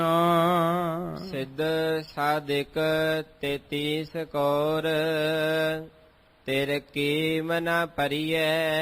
हे ਅਕਾਲ ਪੁਰਖ ਜੀ, ਕਵਨ ਬਿਦ ਉਸਤਤ ਕਰੀਏ, ਕਿਹੜੀ ਤਰੀਕੇ ਨਾਲ ਤੁਹਾਡੀ ਉਸਤਤ ਕਰੀਏ। ਸਿੱਧ ਵੇਖਦੇ ਆ ਜਿਨ੍ਹਾਂ ਨੇ ਸਾਧਕ ਦਾ ਅਰਥ ਸਾਧਨਾਵਾਂ ਕਰ ਕਰਕੇ ਜਿਹੜੇ ਸਿੱਧ ਬਣ ਗਏ, ਜਿਨ੍ਹਾਂ ਨੂੰ ਅਸੀਂ ਕਹਿੰਦੇ ਆ ਇਹ ਸਫਲ ਹੋ ਗਏ। ਅਸੀਂ ਸਿੱਧ, ਗੁਰੂ ਸਾਹਿਬ ਕਹਿੰਦੇ ਸਿੱਧ ਜਿਹੜੇ ਸਾਧਨਾ ਕਰਕੇ ਸਿੱਧ ਪੁੱਗੇ, ਸਿੱਧ ਬਣ ਗਏ, ਉਹ ਵੀ ਵੇਖੇ ਨੇ 33 ਕਰੋੜ ਦੇਵਤਿਆਂ ਦਾ ਨਾਮ ਲਿਆ ਜਾਂਦਾ ਹੈ, ਹਾਲਾਂਕਿ ਪਤਾ ਪੂਰਿਆਂ ਦਾ ਕਿਸੇ ਨੂੰ ਵੀ ਨਹੀਂ। ਦੱਸੋ ਦੁਨੀਆ ਵਿੱਚ ਕਿਹੜਾ ਹੈ ਜਿਹਨੂੰ ਪੂਰੇ 33 ਕਰੋੜ ਦੇਵਤਿਆਂ ਦਾ ਨਾਮ ਪਤਾ ਹੋਵੇ, ਕਿਸੇ ਵੀ ਧਰਮ ਦਾ ਹੋਵੇ, ਕਿਸੇ ਵੀ ਮੁਲਕ ਵਿੱਚ ਬੈਠਾ ਹੋਵੇ, ਇੱਕ ਵੀ ਐਸਾ ਕਵੇ ਜਿਹੜਾ ਕਵੇ ਮੈਨੂੰ 33 ਕਰੋੜ ਦੇਵਤਿਆਂ ਦਾ ਨਾਮ ਪਤਾ ਹੈ। ਇੱਥੇ ਕੋਈ ਕਿਸੇ ਦੀ ਭਾਵਨਾ ਨੂੰ ਠੇਸ ਨਹੀਂ ਹੈ। ਇੱਕ ਸੱਚ ਹੈ ਕਿ ਮਨੋਤ ਹੈ, ਮੰਨਿਆ ਜਾਂਦਾ ਹੈ। ਕਹਿੰਦੇ ਤਿਰ ਕੀਮ ਨ ਪਰੀਐ, ਸਿੱਧ ਵੀ ਬੜੇ ਵੇਖੇ ਸਾਧਨਾਵਾਂ ਕਰਨ ਵਾਲੇ, 33 ਕਰੋੜ ਦੇਵਤਿਆਂ ਦੇ ਜਿਹੜਾ ਜ਼ਿਕਰ ਵੀ ਮਿਲਦਾ ਹੈ, ਪਰ ਸੱਚ ਤਾਂ ਇਹ ਹੈ ਕਿ ਤਿਰ ਦਾ ਅਰਥ ਹੁੰਦਾ ਤਿਲ ਜਿੰਨਾ। ਕੀਮ ਨ ਪਰੀਐ, ਤੇਰੀ ਕੀਮਤ ਨੂੰ ਜਾਣਨ ਵਾਲਾ ਨਹੀਂ ਮਿਲਦਾ ਪਿਆ, ਇਸ ਲਈ ਕਵਨ ਬਿਦ ਉਸਤਤ ਕਰੀਐ। ਕਿਹੜੇ ਤਰੀਕੇ ਨਾਲ ਉਸਤਤ ਕਰੀਏ। ਸਾਨੂੰ ਜਿਹੜਾ ਹੈ ਤਿਲ ਜਿੰਨੀ ਵੀ ਤੇਰੀ ਕੀਮਤ ਪਾਉਣ ਵਾਲਾ, ਤੇਰਾ ਮੁੱਲ ਪਾਉਣ ਵਾਲਾ, ਜਾਂ ਤੈਨੂੰ ਜਾਣਨ ਵਾਲਾ ਅਕਾਲ ਪੁਰਖ ਦੀ ਉਸਤਤ ਹੈ ਇਸ ਸਵਈਏ ਦੇ ਵਿੱਚ। हे ਅਕਾਲ ਪੁਰਖ ਜੀ, ਤਿਲ ਜਿੰਨੀ ਵੀ ਜਿਹੜੀ ਹੈ ਤੈਨੂੰ ਸਮਝਣ ਵਾਲਾ, ਜਾਣਨ ਵਾਲਾ ਸਾਨੂੰ ਨਹੀਂ ਮਿਲਦਾ। ਬ੍ਰਹਮਾਦਿਕ ਸਨਕਾਦ ਸੇਖ ਗੁਣ ਅੰਤ ਨਾ ਪਾਏ। ਕਹਿੰਦੇ ਬ੍ਰਹਮਾ ਆਦਿਕ ਜਿਹੜੇ ਦੇਵਤੇ ਨੇ ਉਹ ਵੀ, ਸਨਕਾਦ ਜਿਹੜੇ ਅੱਗੋਂ ਬ੍ਰਹਮਾ ਦੇ ਪੁੱਤਰ ਨੇ, ਸਨਕ ਸਨੰਦ ਮਹੇਸ਼ ਸਮਾਨਾ, ਕਹਿਣ ਲੱਗੇ ਉਹ ਜਿਹੜੇ ਸਨਕ ਆਦ ਜਿਹੜੇ 4 ਪੁੱਤਰ ਨੇ। ਇੱਥੇ ਸ਼ੇਖ ਦਾ ਅਰਥ ਜਿਵੇਂ ਇਸਲਾਮੀ ਬੋਲੀ ਵਿੱਚ ਜਿਵੇਂ ਆਪਾਂ ਕਹਿੰਦੇ ਸ਼ੇਖ ਫਰੀਦ ਜੀ, ਜਿਨ੍ਹਾਂ ਨੇ ਬੰਦਗੀ ਕੀਤੀ, ਜਿਨ੍ਹਾਂ ਨੇ ਬੰਦਗੀ ਕਰਕੇ ਨਿਰੰਕਾਰ ਨਾਲ ਜੁੜਨਾ ਕੀਤਾ, ਉਹਨਾਂ ਨੂੰ ਇੱਕ ਪਦਵੀ ਮਿਲਦੀ ਹੈ ਸ਼ੇਖ ਦੀ। ਜਿਵੇਂ ਗਿਆਨੀ ਹੋ ਗਿਆ, ਪੰਡਤ ਹੋ ਗਿਆ, ਇਵੇਂ ਹੀ ਇਸਲਾਮੀ ਧਰਮ ਦੇ ਵਿੱਚ ਇੱਕ ਪਦਵੀ ਹੈ ਸ਼ੇਖ, ਪਰ ਇੱਥੇ ਉਹ ਨਹੀਂ। ਇੱਥੇ ਸ਼ੇਖ ਦਾ ਅਰਥ ਸ਼ੇਸ਼ ਨਾਗ। ਕਹਿਣ ਲੱਗੇ ਹਨੂਮਾਨ ਸਰ ਗਰੁੜ ਸਮਾਨਾ, ਸ਼ੇਸ਼ ਨਾਗ ਤੇਰੋ ਮਰਮ ਨਾ ਜਾਣਾ। ਸਾਹਿਬ ਜੀ ਜੇ ਇਹਨੂੰ ਸਮਝਣਾ ਹੋਵੇ ਤੇ ਨਾਮਦੇਵ ਜੀ ਦਾ ਇੱਕ ਸ਼ਬਦ ਹੈ ਜਿਹਦੇ ਵਿੱਚ ਕਹਿੰਦੇ ਆਜ ਨਾਮੇ ਬੀਠਲ ਦੇਖਿਆ ਮੂਰਖ ਕੋ ਸਮਝਾਉਂ ਰੇ, ਉਹ ਸਾਰਾ ਸ਼ਬਦ ਪੜ੍ਹ ਲਿਓ, ਸਮਝ ਆ ਜਾਏਗੀ ਵੀ ਕਿਹਦੀ ਗੱਲ ਕਿਹੜੇ ਰੂਪ ਵਿੱਚ ਕੀਤੀ ਹੈ। ਇਸ ਲਈ ਕਹਿ ਰਹੇ ਨੇ, ਕਹਿੰਦੇ ਬ੍ਰਹਮਾਦਿਕ ਸਨਕਾਦ ਸ਼ੇਖ ਗੁਣ ਅੰਤ ਨਾ ਪਾਏ। ਇਹਨਾਂ ਨੇ ਵੀ ਤੇਰੇ ਸ਼ੁਭ ਗੁਣਾਂ ਦਾ ਅੰਤ ਨਹੀਂ ਪਾਇਆ, ਤੇ ਨਹੀਂ ਅੰਤ ਪਾਇਆ ਫਿਰ ਕਿਹੜੀ ਬਿੱਧ ਨਾਲ ਉਸਤਤ ਤੇਰੀ ਕਰੀਏ। ਜਿਹੜੀ ਆਹ ਗੱਲ ਸੰਸਾਰ ਵਿੱਚ ਸਮਝ ਆਉਂਦੀ ਹੈ। ਅਗਹੋ ਗਹਿਓ ਨਹੀਂ ਜਾਏ, ਪੂਰ ਸਰਬ ਰਹਿਓ ਸਮਾਏ। हे ਅਕਾਲ ਪੁਰਖ ਜੀ, ਸਾਰੀ ਗੱਲ ਜਿਹੜੀ ਹੈ ਸਮਝ ਵਿੱਚ ਆਉਂਦੀ ਹੈ, ਪਰ ਆਹ ਗੱਲ ਕਿਸੇ ਨੂੰ ਸਮਝ ਆਉਂਦੀ ਹੈ ਅਗਹੋ। ਅੱਗੋਂ ਨਹੀਂ ਪੜਨਾ। ਅੱਗੋਂ ਦਾ ਮਤਲਬ ਹੁੰਦਾ ਅੱਗੋਂ, ਐੜੇ ਨੂੰ ਥੋੜਾ ਜਿਹਾ ਜਿਹੜਾ ਜੰਪ ਕਰਕੇ ਨਾਵਾਚਕ ਦੇ ਰੂਪ ਵਿੱਚ ਅਗਹੋ, ਗਹਿਓ ਨਹੀਂ ਜਾਏ। हे ਮਾਲਕ ਜੀ, ਤੇਰੀ ਪਕੜ ਕੀਤੀ ਨਹੀਂ ਜਾ ਸਕਦੀ ਹੈ। ਤੂੰ ਸਾਡੀ ਪਕੜ ਤਾਂ ਕਰ ਸਕਦਾ ਹੈ, ਸਾਡੇ ਤੱਕ ਤਾਂ ਤੇਰੀ ਪਹੁੰਚ ਹੋ ਸਕਦੀ ਹੈ, ਪਰ ਸਾਡੀ ਪਹੁੰਚ ਤੇਰੇ ਤੱਕ ਨਹੀਂ ਹੋ ਸਕਦੀ। ਔਰ ਹੈਰਾਨੀ ਵਾਲੀ ਗੱਲ ਹੈ ਕਿ ਫਾਸਲਾ ਵੀ ਬਹੁਤਾ ਨਹੀਂ ਹੈ। ਜੇ ਤਾਂ ਕਹੀਏ ਵੀ 1000 ਮੀਲ ਜਾਵਾਂਗੇ ਤਾਂ ਜਾ ਕੇ ਅਕਾਲ ਪੁਰਖ ਰੱਬ ਜੀ ਨੂੰ ਮਿਲਣਾ ਹੈ, ਇੱਥੇ ਤਾਂ ਇੱਕ ਕਦਮ ਤੇ ਰੱਬ ਪਰਮੇਸ਼ਵਰ ਦਾ ਮਿਲਾਪ ਹੈ। ਉਹ ਇੱਕ ਕਦਮ ਹੀ ਸਾਨੂੰ 1000 ਮੀਲ ਲੱਗਦਾ ਹੈ। ਇੱਕ ਕਦਮ ਹੀ ਸਾਨੂੰ ਫਾਸਲਾ ਜਿਹੜਾ ਨਾ ਇੱਕ ਕਦਮ ਦਾ, ਉਹ ਇੱਕ ਕਦਮ ਦਾ ਫਾਸਲਾ ਜ਼ਮੀਨ ਤੇ ਆਸਮਾਨ ਦਾ ਲੱਗਦਾ ਹੈ। ਤੇ ਇੰਨਾ ਫਾਸਲਾ ਹੈ, ਇੱਕ ਕਦਮ ਤੇ ਸਾਨੂੰ ਰੱਬ ਲੱਗਦਾ ਵੀ ਜਿਵੇਂ ਆਸਮਾਨ ਤੇ ਬੈਠਾ ਹੋਇਆ ਹੈ। ਪਰ ਅਸਲੀਅਤ ਵਿੱਚ ਇਹ ਹੈ ਕਿ ਗਹਿਓ ਨਹੀਂ ਜਾਏ। हे ਮਾਲਕ ਜੀ, ਜਿਹੜਾ ਤੁਹਾਡੇ ਤੱਕ ਪਹੁੰਚ ਹੈ ਉਹ ਕੀਤੀ ਨਹੀਂ ਜਾ ਸਕਦੀ ਆਪਣੀ ਮਤ ਨਾਲ, ਆਪਣੇ ਗਿਆਨ ਨਾਲ, ਆਪਣੇ ਧਿਆਨ ਨਾਲ, ਆਪਣੀ ਜੁਗਤੀ ਨਾਲ, ਆਪਣੇ ਤਰੀਕੇ ਦੇ ਨਾਲ। ਪਰ ਅਸਲ ਵਿੱਚ ਹੈ ਕੀ ਹੈ? ਪੂਰ ਸਰਬ। ਸਰਬ ਸੱਸੇ ਦੇ ਪੈਰ ਥੱਲੇ ਰਾਰਾ। ਕਹਿਣ ਲੱਗੇ ਪੂਰ ਸਰਬ ਰਹਿਓ ਸਮਾਏ, ਜਦ ਕਿ ਹੈ ਅਕਾਲ ਪੁਰਖ ਜੀ ਤੁਸੀਂ ਸਰਬ ਵਿਆਪਕ ਹੋ, ਤੁਸੀਂ ਸਾਰਿਆਂ ਵਿੱਚ ਸਮਾਏ ਹੋਏ ਹੋ, ਕਿਸੇ ਤੋਂ ਵੀ ਤੁਸੀਂ ਵੱਖ ਨਹੀਂ ਹੋ। ਬਸ ਆਹ ਗਿਆਨ, ਆਹ ਧਿਆਨ ਆਪਾਂ ਹਾਸਲ ਕਰਕੇ ਉਹਦੇ ਨਾਲ ਜੁੜਨਾ ਹੈ ਕਿ ਉਹ ਸਾਰਿਆਂ ਵਿੱਚ ਸਮਾਇਆ। ਉਹ ਕੇਵਲ ਪੱਥਰ ਵਿੱਚ ਨਹੀਂ ਹੈ, ਉਹ ਕੇਵਲ ਤੇ ਕੇਵਲ ਮਿੱਟੀ ਵਿੱਚ ਨਹੀਂ ਹੈ, ਉਹ ਕੇਵਲ ਤੇ ਕੇਵਲ ਪਾਣੀ ਵਿੱਚ ਨਹੀਂ ਹੈ, ਉਹ ਕੇਵਲ ਤੇ ਕੇਵਲ ਕਿਸੇ ਰੁੱਖ ਦੇ ਵਿੱਚ, ਦਰਖਤ ਵਿੱਚ ਨਹੀਂ ਹੈ, ਉਹ ਕਿਸੇ ਨਾ ਕਿਸੇ ਨਗ ਵਿੱਚ ਨਹੀਂ ਹੈ ਵੀ ਬਸ ਇੱਥੇ ਹੀ ਰੱਬ ਹੈ ਤੇ ਹੋਰ ਕਿਤੇ ਹੈ ਹੀ ਨਹੀਂ ਹੈ। ਉਹ ਕਿਸੇ ਇੱਕ ਦੇਹਧਾਰੀ ਦੇ ਅੰਦਰ ਨਹੀਂ ਹੈ। ਉਹ ਕੀ ਹੈ? ਉਹ ਤਾਂ ਸਰਬ ਰਹਿਓ ਸਮਾਇਓ, ਉਹ ਤਾਂ ਸਾਰਿਆਂ ਵਿੱਚ ਸਮਾਇਆ ਹੋਇਆ ਹੈ। ਕਿਹੜਾ ਐਸਾ ਜਿਹਦੇ ਵਿੱਚ ਰੱਬ ਜੀ ਨਹੀਂ ਸਮਾਏ? ਤਾਂ ਹੀ ਤਾਂ ਕਿਹਾ ਸੀ ਕਰਤਾ ਪੁਰਖ। ਕਰਤਾ ਪੁਰਖ ਦਾ ਅਰਥ ਕੀ ਸੀ? ਕਹਿਣ ਲੱਗੇ ਜਿਹਨੇ ਸਾਰੇ ਸੰਸਾਰ ਨੂੰ ਰਚਿਆ, ਬਣਾਇਆ, ਸਾਜਿਆ, ਸਵਾਰਿਆ, ਫਿਰ ਉਹਦੇ ਵਿੱਚ ਹੀ ਆਪ ਸਮਾ ਗਿਆ, ਉਹਨੂੰ ਕਹਿੰਦੇ ਆ ਕਰਤਾ ਪੁਰਖ। ਘਟ ਘਟ ਮੈਂ ਹਰ ਜੂ ਬਸੈ ਸੰਤਨ ਕਹਿਓ ਪੁਕਾਰ, ਜੈ ਜੈ ਪੇਖੋ ਤੈ ਹਜੂਰ ਦੂਰ ਕਤਹੁ ਨਾ ਜਾਈ, ਰੱਬ ਰਹਿਆ ਸਰਬੱਤਰ ਮੈਂ ਮਨ ਸਦਾ ਧਿਆਈ। ਸਾਹਿਬ ਜੀ ਕਹਿੰਦੇ ਹੇ ਮਾਲਕ ਜੀ, ਇਹਨਾਂ ਸਾਰਿਆਂ ਨੂੰ ਵਾਚ ਕੇ ਵੇਖ ਲਿਆ, ਸਰਚ ਕਰਕੇ ਵੇਖ ਲਿਆ, ਪਰ ਤਿਰ ਕੀਮ ਨਾ ਭਰੀਐ। ਜਿਹੜਾ ਅਸਲ ਵਿੱਚ ਨਿਚੋੜ ਤੱਤ ਨਿਕਲਿਆ, ਇਹ ਨਿਕਲਿਆ ਕਿ ਗੁਣ ਅੰਤ ਨਾ ਪਾਏ। ਇਸ ਲਈ ਸਾਹਿਬ ਕਹਿੰਦੇ ਹੇ ਮਾਲਕ ਜੀ, ਸੱਚ ਤਾਂ ਇਹ ਹੈ ਕਿ ਤੁਹਾਡੇ ਤੱਕ ਸਾਡੀ ਮੱਤ, ਸਾਡਾ ਗਿਆਨ, ਸਾਡਾ ਧਿਆਨ ਕਰਕੇ ਪਹੁੰਚਿਆ ਨਹੀਂ ਜਾ ਸਕਦਾ। ਤੁਸੀਂ ਸਾਰਿਆਂ ਵਿੱਚ ਸਮਾਏ ਹੋਏ ਸਰਬ ਵਿਆਪਕ ਰੂਪ ਵਿੱਚ ਹੋ। ਜਿਹ ਕਾਟੀ ਸਿਲਕ ਦਇਆਲ ਪ੍ਰਭ, ਸੇ ਜਨ ਲੱਗੇ ਭਗਤੇ। ਹੇ ਮਾਲਕ ਜੀ, ਜਿਨ੍ਹਾਂ ਦੀ ਤੁਸੀਂ ਮਾਇਆਵੀ ਰੱਸੀ ਜਿਹੜੀ ਫਾਹੀ ਗਲ ਵਿੱਚ ਪਈ ਹੋਈ ਸੀ ਉਹ ਕੱਟ ਦਿੱਤੀ। ਜਿਹ ਕਾਟੀ ਸਿਲਕ, ਸਿਲਕ ਕਹਿੰਦੇ ਆ ਮਾਇਆ। ਕਹਿੰਦੇ ਜਿਹੜੀ ਮਾਇਆ ਦੀ ਫਾਹੀ ਗਲ ਵਿੱਚ ਪਈ ਸੀ, ਜਿਨ੍ਹਾਂ ਦੀ ਤੁਸੀਂ ਉਹ ਫਾਹੀ ਕੱਟ ਦਿੱਤੀ ਹੈ। ਇਹ ਜੁਗਤੀ ਹੈ। ਅਸੀਂ ਇੱਥੇ ਆ ਕੇ ਵਿਦ ਉਸਤਤ ਅਵਸਥਾ ਕਿਹੜੀ ਬਣਾਉਣੀ ਸੀ? ਜਿਹੜੀ ਫਾਹੀ ਸਾਡੇ ਗਲ ਬਾਹਰ ਦਾ ਨਹੀਂ ਹੈ। ਆ ਗਲ ਵਿੱਚ ਰੱਸੀ ਨਹੀਂ ਪਈ। ਜੇ ਪਈ ਹੁੰਦੀ ਫਿਰ ਤੇ ਚਲੋ ਹੱਥਾਂ ਨਾਲ ਖੋਲ ਲੈਂਦੇ ਜਾਂ ਗਲ ਵਿੱਚੋਂ ਫਾਹੀ ਲਾ ਲੈਂਦੇ, ਸੌਖਾ ਸੀ ਸਾਡੇ ਕੋਲ। ਪਰ ਇਹ ਫਾਹੀ ਪਈ ਹੋਈ ਹੈ ਮਨ ਦੇ ਗਲ ਵਿੱਚ, ਤੇ ਮਨ ਦੀ ਗਲ ਵਾਲੀ ਫਾਹੀ ਸਾਡੇ ਕੋਲੋਂ ਲਾਈ ਕੋਈ ਨਹੀਂ ਜਾਣੀ। ਤੇ ਫਾਹੀ ਵੀ ਕਿਨੇ ਪਾਈ ਹੈ? ਕਾਮ ਕ੍ਰੋਧ ਲੋਭ ਮੋਹ ਹੰਕਾਰ ਨੇ। ਇਹ ਫਾਹੀ ਸਾਡੇ ਕੋਲੋਂ ਲੱਥਣੀ ਨਹੀਂ। ਜੇ ਸਾਡੇ ਕੋਲੋਂ ਇਹ ਕੱਟੀ ਜਾਵੇ ਜਾਂ ਲਾਈ ਜਾਵੇ, ਇੱਥੇ ਕੰਮ ਬੜਾ ਸੌਖਾ ਹੈ, ਪਰ ਨਹੀਂ। ਇੱਥੇ ਆ ਕੇ ਹੱਥ ਜੋੜਨੇ ਹੀ ਪੈਣੇ ਨੇ। ਕਾਮ ਕ੍ਰੋਧ ਲੋਭ ਝੂਠ ਨਿੰਦਾ, ਇਨ ਤੇ ਆਪ ਛਡਾਵੋ। ਤੁਸੀਂ ਛਡਾ ਸਕਦੇ ਹੋ, ਕਿਉਂਕਿ ਸਾਡੇ ਕੋਲ ਇੰਨੀ ਹਿੰਮਤ ਨਹੀਂ ਕਿ ਅਸੀਂ ਇਹਨਾਂ ਤੋਂ ਪਿੱਛਾ ਛਡਾਈਏ। ਇਸ ਲਈ ਸਾਹਿਬ ਜੀ, ਜਿਨ੍ਹਾਂ ਦੀ ਕਾਟੀ ਸਿਲਕ, ਤੁਸੀਂ ਆ ਮਾਇਆਵੀ ਰੱਸੀ ਕੱਟ ਦਿੱਤੀ, ਗਲ ਵਿੱਚ ਫਈ ਹੋਈ ਪਾਈ ਕੱਟ ਦਿੱਤੀ ਹੈ। ਹੇ ਪ੍ਰਭ ਜੀ, ਸੇ ਜਨ ਲੱਗੇ ਭਗਤੇ, ਉਹ ਤੇਰੀ ਭਗਤੀ ਵਿੱਚ ਲੱਗੇ ਨੇ। ਉਹ ਕੋਈ ਪਹਾੜਾਂ ਦੀ ਚੋਟੀ ਤੇ ਜਾ ਕੇ ਨਹੀਂ ਬੈਠੇ, ਉਹ ਕਿਸੇ ਜੰਗਲ ਦੀ ਗਹਿਰਾਈ ਵਿੱਚ ਜਾ ਕੇ ਨਹੀਂ ਬੈਠੇ, ਉਹ ਕਿਸੇ ਵੀ ਦੇਹਧਾਰੀ ਦੇ ਚਰਨਾਂ ਵਿੱਚ ਨਹੀਂ ਬੈਠੇ, ਉਹ ਕਿਸੇ ਵੀ ਪੱਥਰ ਦੀ ਮੂਰਤ ਅੱਗੇ ਨਹੀਂ ਬੈਠੇ, ਉਹ ਕਿਸੇ ਵੀ ਦਰਿਆ ਦੇ ਕੰਢੇ ਤੇ ਨਹੀਂ ਬੈਠੇ ਹੋਏ। ਉਹਨਾਂ ਨੇ ਕੋਈ ਬਾਹਰ ਦਾ ਤਪ ਨਹੀਂ ਕੀਤਾ, ਬਾਹਰ ਦਾ ਜਪ ਨਹੀਂ ਕੀਤਾ। ਉਹ ਕੀ ਹੋਇਆ? ਸੇ ਜਨ ਲੱਗੇ ਭਗਤੇ, ਉਹ ਤੇਰੀ ਭਗਤੀ ਵਿੱਚ ਲੱਗ ਗਏ। ਤੇ ਭਗਤੀ ਦਾ ਰੰਗ ਸਰੀਰ ਤੇ ਨਹੀਂ ਲੱਗਦਾ, ਭਗਤੀ ਦਾ ਰੰਗ ਮਨ ਤੇ ਲੱਗਦਾ ਹੈ। ਭਗਤੀ ਤਨ ਨੇ ਨਹੀਂ ਕਰਨੀ, ਭਗਤੀ ਮਨ ਨੇ ਕਰਨੀ ਹੈ। ਤੇ ਭਗਤੀ ਉਦੋਂ ਹੋਏਗੀ ਜਦੋਂ ਭਰਮ ਮਿਟੇਗਾ, ਗਿਆਨ ਆਏਗਾ, ਤਿਆਗ ਹੋਏਗਾ।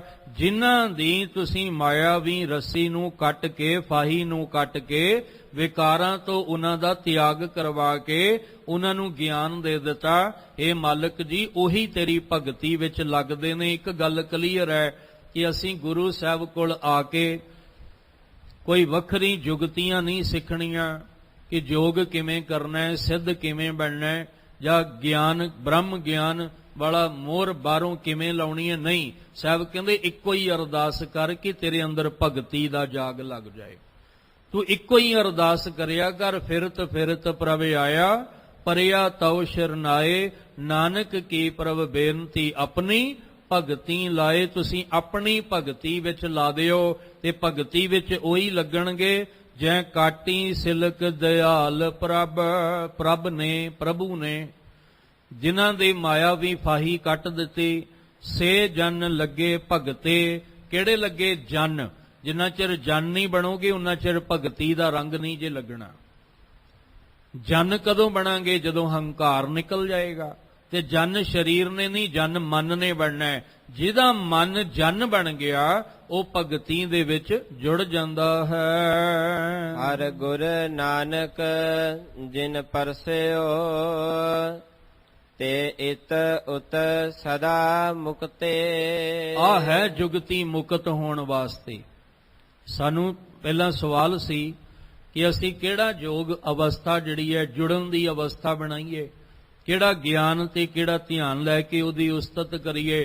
ਤਾਂ ਸਾਹਿਬ ਜੀ ਨੇ ਆਖਿਆ ਤੂੰ ਪਹਿਲਾਂ ਗੁਰੂ ਕੋਲ ਆ। ਹਰੀ ਰੂਪ ਗੁਰੂ ਦੇ ਕੋਲ ਅਡੰਬਰ ਰਚ ਕੇ ਬੈਠੇ ਹੋਏ, ਜਿਹੜੇ ਪਾਖੰਡ ਦਾ ਅਡੰਬਰ ਰਚ ਕੇ ਬੈਠੇ ਨੇ, ਉਹਨਾਂ ਕੋਲ ਨਹੀਂ। ਜਿਹੜਾ ਪੂਰਾ ਗੁਰੂ ਪਰਮੇਸ਼ਵਰ ਦਾ ਰੂਪ ਹੈ, ਜਿਸ ਹਰੀ ਨੇ ਆਪਣਾ ਰੂਪ ਗੁਰੂ ਦਾ ਰੂਪ ਧਾਰ ਲਿਆ, ਤੂੰ ਉਸ ਹਰੀ ਰੂਪ ਗੁਰੂ ਦੀ ਸ਼ਰਨ ਵਿੱਚ ਆਏਗਾ ਤਾਂ ਤੇਰਾ ਅੰਦਰ ਭਰਮ ਮਿਟੇਗਾ, ਤਾਂ ਤੂੰ ਉਹਦੀ ਉਸਤਤ ਕਰਕੇ ਮੁਕਤ ਹੋ ਸਕਦਾ ਹੈ। ਭਾਵ ਆਪਣਾ ਲੋਕ ਤੇ ਪਰਲੋਕ ਜਿਹੜਾ ਉਹ ਤੂੰ ਸਵਾਰ ਸਕਦਾ ਹੈ। ਪਰ ਸ਼ਰਤ ਇਹ ਹੈ ਕਿ ਤੈਨੂੰ ਹਰੀ ਰੂਪੀ ਗੁਰੂ ਕੋਲ ਆਉਣਾ ਪੈਣਾ ਹੈ, ਜਿਹੜਾ ਤੇਰੇ ਅੰਦਰ ਦੇ ਹਨੇਰੇ ਨੂੰ, ਭਰਮ ਨੂੰ ਦੂਰ ਕਰਕੇ ਤੈਨੂੰ ਉਹ ਗਿਆਨ ਦੇਵੇ ਜਿਹਦੇ ਨਾਲ ਤੂੰ ਮੁਕਤ ਹੋ ਸਕੇ। ਅਸੀਂ ਕਿਹਾ ਸੀ ਗਿਆਨ ਧਿਆਨ ਕਿਛ ਕਰਮ ਨਾ ਜਾਣਾ, ਨਾਹਿਨ ਨਿਰਮਲ ਕਰਨੀ, ਸਾਧ ਸੰਗਤ ਕੈ ਅੰਚਲ ਲਾਵੋ, ਬਿਖਮ ਨਦੀ ਜਾਏ ਤਰਨੀ। ਤੇ ਜਦੋਂ ਸਾਧ ਸੰਗਤ ਕੈ ਅੰਚਲ ਲੱਗ ਗਏ ਫਿਰ ਅਸੀਂ ਆਖਿਆ ਗਿਆਨ ਧਿਆਨ ਕਿਛ ਕਰਮ ਨਾ ਜਾਣਾ, ਸਾਰ ਨਾ ਜਾਣਾ ਤੇਰੀ ਸਭ ਤੇ ਵੱਡਾ, ਸਤ ਗੁਰ ਨਾਨਕ ਜਿਨ ਕਲ ਰਾਖੀ ਮੇਰੀ। ਸਭ ਤੋਂ ਵੱਡਾ ਕੌਣ ਹੈ? ਸਤ ਗੁਰ, ਜਿਹਦੇ ਕੋਲ ਸੱਚਾ ਗਿਆਨ ਹੈ, ਜਿਹਦੇ ਕੋਲ ਸੱਤ ਦਾ ਗਿਆਨ ਹੈ। ਉਸ ਗੁਰੂ ਦੀ ਸ਼ਰਨ ਵਿੱਚ ਆਏ ਤਾਂ ਸਾਨੂੰ ਸੱਤ ਦਾ ਗਿਆਨ ਮਿਲਿਆ, ਤੇ ਜਦੋਂ ਸੱਚ ਦਾ ਗਿਆਨ ਮਿਲਿਆ ਤਾਂ ਸਾਡਾ ਲੋਕ ਤੋਂ ਪਰਲੋਕ ਤੱਕ ਦਾ ਸਫ਼ਰ ਹੋਇਆ। ਅਸੀਂ ਇੱਥੇ ਵੀ ਮੁਕਤ ਹੋ ਗਏ, ਉੱਥੇ ਵੀ ਮੁਕਤ ਹੋ ਗਏ, ਇੱਥੇ ਵੀ ਸੁੱਖ ਮਿਲ ਗਿਆ, ਉੱਥੇ ਵੀ ਸੁੱਖ ਮਿਲ ਗਿਆ। ਸਾਡੇ ਜੀਵਨ ਦੇ ਵਿੱਚ ਲੋਕ ਪਰਲੋਕ ਸੁਖੀ ਹੋ ਗਿਆ। ਤੇ ਜੇ ਅਧੂਰੇ ਕੋਲ ਚਲੇ ਗਏ ਫਿਰ ਲੋਕ ਗਇਓ ਪਰਲੋਕ ਗਵਾਇਓ, ਫਿਰ ਇੱਥੇ ਵੀ ਸੁੱਖ ਨਹੀਂ ਤੇ ਉੱਥੇ ਵੀ ਸੁੱਖ ਨਹੀਂ। ਇੱਥੇ ਦੁੱਖ ਕਨੇਰਿਆਂ, ਅੱਗੇ ਠੌਰ ਨਾ ਠਾਓ। ਅੱਗੇ ਥਾਂ ਕੋਈ ਨਹੀਂ ਮਿਲਣੀ, ਇੱਥੇ ਦੁੱਖਾਂ ਤੋਂ ਛੁਟਕਾਰਾ ਕੋਈ ਨਹੀਂ ਮਿਲਣਾ, ਫਿਰ ਜਾਓਗੇ ਕਿੱਥੇ? ਫਿਰ ਤਾਂ ਜਿਵੇਂ ਇੱਕ ਸਮੁੰਦਰ ਦੇ ਵਿੱਚ ਅਸੀਂ ਬੇੜੀ ਵਿੱਚ ਬੈਠ ਕੇ ਚੱਲ ਪਏ, ਹੁਣ ਉਹ ਬੇੜੀ ਵਿਚਕਾਰ ਸਮੁੰਦਰ ਦੇ ਨਾ ਉਰਲਾ ਕਿਨਾਰਾ ਦਿਸਦਾ ਨਾ ਪਰਲਾ ਦਿਸਦਾ। ਕੀ ਹੋਇਆ? ਲਹਿਰਾਂ ਉੱਠੀਆਂ ਤੇ ਤੁਹਾਡੀ ਬੇੜੀ ਜਿਹੜੀ ਸੀ ਉਹਨੇ ਘੁਮਾ ਕੇ ਅਸੀਂ ਰੱਖਤੀ ਚੱਕਰ ਖਾ ਕੇ, ਤੁਸੀਂ ਉਸੇ ਸਮੁੰਦਰ ਵਿੱਚ ਡਿੱਗ ਪਏ। ਹੁਣ ਕੀ ਹੋਇਆ? ਨਾ ਉਰਲਾ ਕਿਨਾਰਾ ਮਿਲਿਆ ਨਾ ਪਰਲਾ ਮਿਲਿਆ, ਉਸੇ ਮਝਦਾਰ ਵਿੱਚ ਡੁੱਬ ਗਏ। ਅਸੀਂ ਵੀ ਇਸ ਸੰਸਾਰ ਸਮੁੰਦਰ ਵਿੱਚ ਡੁੱਬ ਰਹੇ ਹਾਂ। ਔਰ ਅਸੀਂ ਕਿਉਂ ਡੁੱਬ ਰਹੇ ਹਾਂ? ਕਿਉਂਕਿ ਸਾਡੇ ਕੋਲ ਗਿਆਨ ਪੂਰਾ ਨਹੀਂ। ਅਸੀਂ ਆਪਣੇ ਧਿਆਨ ਵਿੱਚ, ਖਿਆਲ ਵਿੱਚ ਨਿਰੰਕਾਰ ਨੂੰ ਨਹੀਂ ਲਿਆ ਪਾ ਰਹੇ। ਸਾਡੇ ਕੋਲ ਹਜੇ ਤੱਕ ਉਹ ਜੁਗਤੀ, ਉਹ ਤਰੀਕਾ ਨਹੀਂ ਸਾਡੇ ਕੋਲ ਹੈ। ਸਾਹਿਬ ਜੀ ਨੇ ਕਿਹਾ ਸੀ ਤੂੰ ਰੋਜ਼ ਉੱਠ ਕੇ ਜਿੱਥੇ ਨਿਤ ਦਾ ਨੇਮ ਕਰਨਾ, ਉੱਥੇ ਰੋਜ਼ ਉੱਠ ਕੇ ਆਸਾ ਕੀ ਵਾਰ ਦੇ ਕੀਰਤਨ ਨਾਲ ਵੀ ਜੁੜਿਆ ਕਰ, ਆਸਾ ਕੀ ਵਾਰ ਦੀ ਬਾਣੀ ਨਾਲ ਵੀ ਤੂੰ ਜੁੜਿਆ ਕਰ। ਕਿਉਂਕਿ ਜਦੋਂ ਤੂੰ ਆਸਾ ਕੀ ਵਾਰ ਦੀ ਬਾਣੀ ਨੂੰ ਪੜ੍ਹ ਸਮਝ ਲਏਗਾ ਨਾ, ਸੱਚ ਜਾਣੀ ਡੁੱਬਣ ਦਾ ਖਤਰਾ ਹੀ ਨਹੀਂ ਹੋਏਗਾ। ਫਿਰ ਉੱਥੇ ਖਤਰਾ ਹੀ ਨਹੀਂ, ਤੈਨੂੰ ਸਮਝ ਆ ਜਾਏਗੀ ਕਿ ਹਰ ਜੁਗ ਜੁਗ ਭਗਤ ਉਪਾਇਆ, ਪੈਜ ਰੱਖਦਾ ਆਇਆ, RAM ਰਾਜੇ ਹਰਨਾਕਸ਼ ਦੁਸ਼ਟ ਹਰ ਮਾਰਿਆ, ਪਹਿਰਲਾਦ ਤਰਾਇਆ। ਸਾਹਿਬ ਕਹਿੰਦੇ ਕਦੋਂ ਪਤਾ ਲੱਗਾ? ਜਦੋਂ ਅੰਦਰ ਸਈ ਜਨ ਲੱਗੇ ਭਗਤੇ। ਜਿਹਨੂੰ ਭਗਤੀ ਦਾ ਰੰਗ ਲੱਗਾ ਉਹੀ ਭਗਤ ਬਣੇਗਾ। ਤੇ ਭਗਤ ਦੀ ਰੱਖਿਆ ਉਹ ਮਾਲਕ ਹਰ ਵੇਲੇ ਕਰਦਾ ਆਇਆ। ਭਗਤਾਂ ਦੀ ਸਦਾ ਤੂੰ ਰੱਖਦਾ ਹਰ ਜੀਓ, ਧੁਰ ਤੂੰ ਰੱਖਦਾ ਆਇਆ, ਧੁਰ ਤੋਂ ਹੀ, ਸ਼ੁਰੂ ਤੋਂ ਹੀ ਉਹ ਹਰ ਵੇਲੇ ਆਪਣੇ ਭਗਤਾਂ ਦੀ ਰੱਖਿਆ ਕਰਦਾ ਆਇਆ। ਉਹਨਾਂ ਦਾ ਲੋਕ ਕਿਵੇਂ ਸਵਾਰਨਾ, ਪਰਲੋਕ ਕਿਵੇਂ ਸਵਾਰਨਾ, ਉਹਨਾਂ ਨੂੰ ਲੋਕ ਵਿੱਚ ਕਿਵੇਂ ਮੁਕਤ ਰੱਖਣਾ, ਉਹਨਾਂ ਨੂੰ ਪਰਲੋਕ ਵਿੱਚ ਕਿਵੇਂ ਮੁਕਤ ਕਰਨਾ, ਭਾਵ ਦਿਲ ਦਿਮਾਗ ਨੂੰ ਕਿਵੇਂ ਮਾਇਆ ਤੋਂ ਬਚਾ ਕੇ ਰੱਖਣਾ ਹੈ ਸੌਖੇ ਤਰੀਕੇ ਨਾਲ। ਕਿਉਂਕਿ ਲੋਕ ਤਾਂ ਆਪਾਂ ਵੇਖ ਰਹੇ ਹਾਂ, ਪਰਲੋਕ ਕਿਹਨੇ ਵੇਖਿਆ? ਪਰਲੋਕ ਕਿਹਨੇ ਵੇਖਿਆ? ਪਰਲੋਕ ਹੈ ਕਿੱਥੇ ਹੈ? ਅਸੀਂ ਸੱਚਖੰਡ ਦੀ ਗੱਲ ਕਰਦੇ ਹਾਂ। ਸੱਚਖੰਡ ਵਸੈ ਨਿਰੰਕਾਰ, ਸੱਚਖੰਡ ਹੈ ਕਿੱਥੇ? ਪਹਿਲਾਂ ਇਸ ਧਰਤੀ ਤੇ ਜਿਹੜਾ ਬਣਾਇਆ ਸੱਚਖੰਡ ਹੈ, ਉਹਨੂੰ ਤਾਂ ਆਪਾਂ ਸਮਝ ਲਈਏ, ਉਹਦੀ ਤਾਂ ਆਪਾਂ ਕਦਰ ਕਰ ਲਈਏ, ਤੇ ਸਾਡੇ ਦਿਲ ਵਿੱਚ ਰੱਬ ਬੈਠਾ ਹੈ। ਸਾਡਾ ਸੱਚਖੰਡ ਤਾਂ ਦਿਲ ਵਿੱਚ ਹੀ ਹੈ। ਹਜੇ ਅਸੀਂ ਆਪਣੇ ਪਰਲੋਕ ਨੂੰ ਸਮਝਿਆ ਹੀ ਨਹੀਂ, ਕਿਉਂਕਿ ਅਸੀਂ ਦਿਮਾਗ ਤੋਂ ਨਿਕਲੇ ਹੀ ਨਹੀਂ ਬਾਹਰ। ਦਿਮਾਗ ਵੀ ਮਾਇਆ ਵਿੱਚ ਫਸਿਆ ਪਿਆ, ਦਿਲ ਵੀ ਮਾਇਆ ਵਿੱਚ ਫਸਿਆ ਪਿਆ, ਤੇ ਨਾ ਲੋਕ ਤੋਂ ਛੁਟਕਾਰਾ ਨਾ ਸਾਡਾ ਪਰਲੋਕ ਤੋਂ ਛੁਟਕਾਰਾ। ਸਾਹਿਬ ਕਹਿੰਦੇ ਦਿਲ ਦਿਮਾਗ ਇਹਨਾਂ ਦੋਵਾਂ ਵਿੱਚ ਤੂੰ ਮੁਕਤ ਹੋ ਜਾਏਗਾ ਜਦੋਂ ਤੂੰ ਗੁਰੂ ਦਾ ਗਿਆਨ ਲਏਗਾ। ਤੇ ਗਿਆਨ ਪੂਰੇ ਦਾ ਲਈ, ਅਧੂਰੇ ਦਾ ਨਹੀਂ। ਸਾਹਿਬ ਕਹਿੰਦੇ ਜੇ 100 ਚੰਦਾ ਉਗਵਹਿ ਸੂਰਜ ਚੜੇ ਹਜ਼ਾਰ, ਇੱਥੇ ਚਾਨਣ ਹੁੰਦਿਆਂ ਗੁਰ ਬਿਨ ਘੋਰ ਅੰਧਾਰ। ਇਸੇ ਲਈ ਆਰੰਭਤਾ ਵਿੱਚ ਪੰਕਤੀ ਪੜ੍ਹੀ ਸੀ ਕਿ ਵੱਡੀ ਵਡਿਆਈ ਆਚਰਜ ਸ਼ੋਭਾ, ਕਾਰਜ ਆਇਆ ਰਾਸੇ, ਨਾਨਕ ਕੋ ਗੁਰ ਪੂਰਾ ਭੇਟਿਓ। ਜਿਨ੍ਹਾਂ ਨੇ ਪੂਰੇ ਗੁਰੂ ਦਾ ਮਿਲਾਪ ਹਾਸਲ ਕੀਤਾ, ਉਹਨਾਂ ਦੇ ਕਾਰਜ ਰਾਸ ਹੋ ਗਏ। ਅਸੀਂ ਕਾਰਜ ਕਿਹੜਾ ਰਾਸ ਕਰਨਾ ਹੈ? ਲੋਕ ਵਿੱਚ ਵੀ ਮੁਕਤ ਤੇ ਪਰਲੋਕ ਵਿੱਚ ਵੀ ਮੁਕਤ। ਸਾਹਿਬ ਕਹਿੰਦੇ ਨਾਨਕ ਕੋ ਗੁਰ ਪੂਰਾ ਭੇਟਿਓ, ਸਗਲੇ ਦੁੱਖ ਬਿਨਾਸੇ। ਉਹਨਾਂ ਦੇ ਸਾਰੇ ਦੁੱਖ ਵਿਨਾਸ਼ ਹੋ ਜਾਂਦੇ ਨੇ, ਕਿਉਂਕਿ ਦੋਵੇਂ ਥਾਮ ਰੱਖੈ ਗੁਰ ਸੂਰੇ। ਉਹ ਸੂਰਮਾ ਜਿਹੜਾ ਗੁਰੂ ਹੈ ਨਾ, ਉਹਨੇ ਤੁਹਾਨੂੰ ਦੋਵਾਂ ਥਾਵਾਂ ਤੇ ਰੱਖਣਾ ਹੈ। ਤੇ ਅਖੀਰ ਵਿੱਚ ਗੁਰੂ ਸਾਹਿਬ ਜੀ ਕਹਿ ਰਹੇ ਨੇ, ਹਰ ਗੁਰ ਨਾਨਕ ਜਿਨ ਪਰਸਿਓ। ਗੁਰੂ ਅਰਜਨ ਦੇਵ ਜੀ ਕਹਿੰਦੇ ਜਿਹੜਾ ਹਰੀ ਦਾ ਰੂਪ ਗੁਰੂ ਹੈ, ਗੁਰੂ ਤੇ ਹਰੀ ਵਿੱਚ ਜਿੱਥੇ ਕੋਈ ਅੰਤਰ ਨਹੀਂ ਹੈ, ਕੋਈ ਮਤ ਭੇਦ ਨਹੀਂ ਹੈ, ਜਿਨ੍ਹਾਂ ਨੇ ਐਸੇ ਸਮਰੱਥ ਗੁਰੂ ਦੇ ਚਰਨਾਂ ਨੂੰ ਪਰਸਿਆ ਹੈ। ਤੇ ਦਾ ਅਰਥ ਹੈ ਉਹ ਜਿਹੜੇ ਪਰਸਣਗੇ ਗੁਰੂ ਚਰਨਾਂ ਨੂੰ, ਜਿਹੜੇ ਗੁਰ ਮਰਿਆਦਾ ਅਨੁਸਾਰ ਚੱਲਣਗੇ, ਗੁਰੂ ਦੀ ਮੱਤ ਅਨੁਸਾਰ ਚੱਲਣਗੇ, ਗੁਰੂ ਬਾਣੀ ਵਿੱਚੋਂ ਦਿੱਤੇ ਹੋਏ ਗਿਆਨ ਨੂੰ ਲੈ ਕੇ ਆਪਣੇ ਧਿਆਨ ਵਿੱਚ ਇੱਕ ਅਕਾਲ ਪੁਰਖ ਨੂੰ ਰੱਖਣਗੇ। ਜਿਹੜੀ ਤਨ ਦੀ ਜੁਗਤੀ ਨਹੀਂ, ਮਨ ਦੀ ਜੁਗਤੀ ਬਣਾ ਕੇ ਜਿਹੜੇ ਚੱਲਣਗੇ, ਸਾਹਿਬ ਕਹਿੰਦੇ ਤੇ ਉਹ ਕੀ ਹੋਣਗੇ? ਇਤ ਉਤ ਸਦਾ ਮੁਕਤੇ। ਉਹ ਦਿਮਾਗ ਵਿੱਚੋਂ ਵੀ ਵਿਕਾਰਾਂ ਤੋਂ ਮੁਕਤ ਹੋ ਜਾਣਗੇ, ਤੇ ਦਿਲ ਵਿੱਚੋਂ ਵੀ ਇਸ ਮਾਇਆਵੀ ਜੰਜਾਲ ਤੋਂ ਸਦਾ ਲਈ ਆਵਾਗਮਨ ਤੋਂ ਮੁਕਤ ਹੋ ਜਾਣਗੇ। ਉਹ ਲੋਕ ਵੀ ਮੁਕਤ ਤੇ ਪਰਲੋਕ ਤੋਂ ਵੀ ਮੁਕਤ ਹੋ ਕੇ ਸਦਾ ਲਈ ਇੱਕ ਅਕਾਲ ਪੁਰਖ ਨਿਰੰਕਾਰ ਵਿੱਚ ਜਾ ਕੇ ਸਮਾ ਜਾਣਗੇ। ਉਹ ਤਾਂ ਹੀ ਹੋਏਗਾ ਗੁਰ ਕਿਰਪਾ ਜੇ ਨਰ ਕੋ ਕੀਨੀ, ਤੇ ਇਹ ਜੁਗਤ ਪਛਾਨੀ। ਨਾਨਕ ਲੀਨ ਭਇਓ ਗੋਬਿੰਦ ਸਿਉ, ਜਿਉ ਪਾਨੀ ਸੰਗ ਪਾਨੀ। ਅਸੀਂ ਪਰਮੇਸ਼ਵਰ ਰੂਪ ਜਿਹਦੇ ਵਿੱਚ ਗਿਆਨ ਹੈ, ਜੁਗਤੀ ਹੈ, ਸਾਰਾ ਖਜ਼ਾਨਾ ਭਰਿਆ ਪਿਆ, ਉਹ ਹੈ ਧੰਨ ਗੁਰੂ ਗ੍ਰੰਥ ਸਾਹਿਬ ਸੱਚੇ ਪਾਤਸ਼ਾਹ। ਅਸੀਂ ਗੁਰੂ ਦੀ ਸ਼ਰਨ ਵਿੱਚ ਆ ਕੇ ਇਹੀ ਬੇਨਤੀ ਕਰਨੀ ਹੈ, ਨਾਨਕ ਘਰ ਕੇ ਗੋਲੇ, ਨਾਨਕ ਘਰ ਕੇ ਗੋਲੇ, ਨਾਨਕ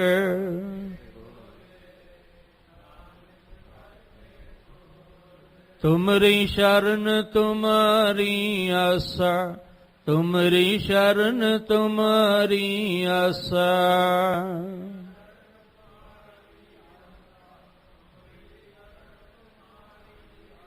ਤੁਮ ਹੀ ਸੱਜਣ ਸੁਹੇਲੇ, ਤੁਮ ਹੀ ਸੱਜਣ ਸੁਹੇਲੇ।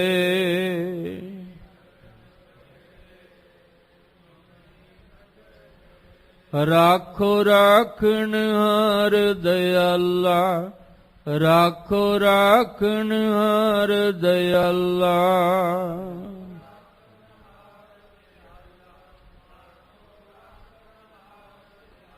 ਨਾਨਕ ਘਰ ਕੇ ਗੋਲੇ, ਨਾਨਕ ਘਰ ਕੇ ਗੋਲੇ, ਨਾਨਕ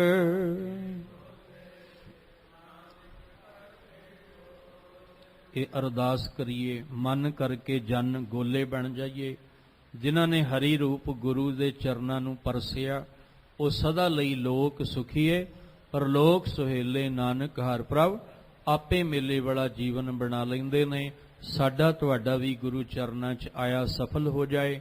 ਗੁਰਬਾਣੀ ਦਾ ਜਾਪ ਕਰੀਏ, ਗੁਰਬਾਣੀ ਨੂੰ ਸਮਝ ਕੇ ਗਿਆਨ ਹਾਸਲ ਕਰੀਏ, ਜਿਹਦੇ ਨਾਲ ਸਾਡਾ ਜੀਵਨ ਸਫਲ ਹੋ ਸਕੇ। ਸਾਰਿਆਂ ਨੂੰ ਗੁਰੂ ਸਾਹਿਬ ਚੜ੍ਹਦੀ ਕਲਾ ਵਾਲਾ ਜੀਵਨ ਬਖਸ਼ ਕੇ ਬਾਣੇ ਤੇ ਬਾਣੀ ਦੇ ਨਾਲ ਜੋੜੀ ਰੱਖਣ। ਅੱਜ ਦੇ ਗੁਰੂ ਸਾਹਿਬ ਜੀ ਦੇ ਪਾਵਨ ਬਚਨ ਆਪਣੇ ਹਿਰਦੇ ਵਿੱਚ ਵਸਾ ਲਈਏ ਜੀ। ਜਿਹ ਕਾਟੀ ਸਿਲਕ ਦਇਆਲ ਪ੍ਰਭ, ਸੇ ਜਨ ਲਗੇ ਭਗਤੇ। ਹਰ ਗੁਰ ਨਾਨਕ ਜਿਨ ਪਰਸਿਓ, ਤੇ ਇਤ ਉਤ ਸਦਾ ਮੁਕਤੇ।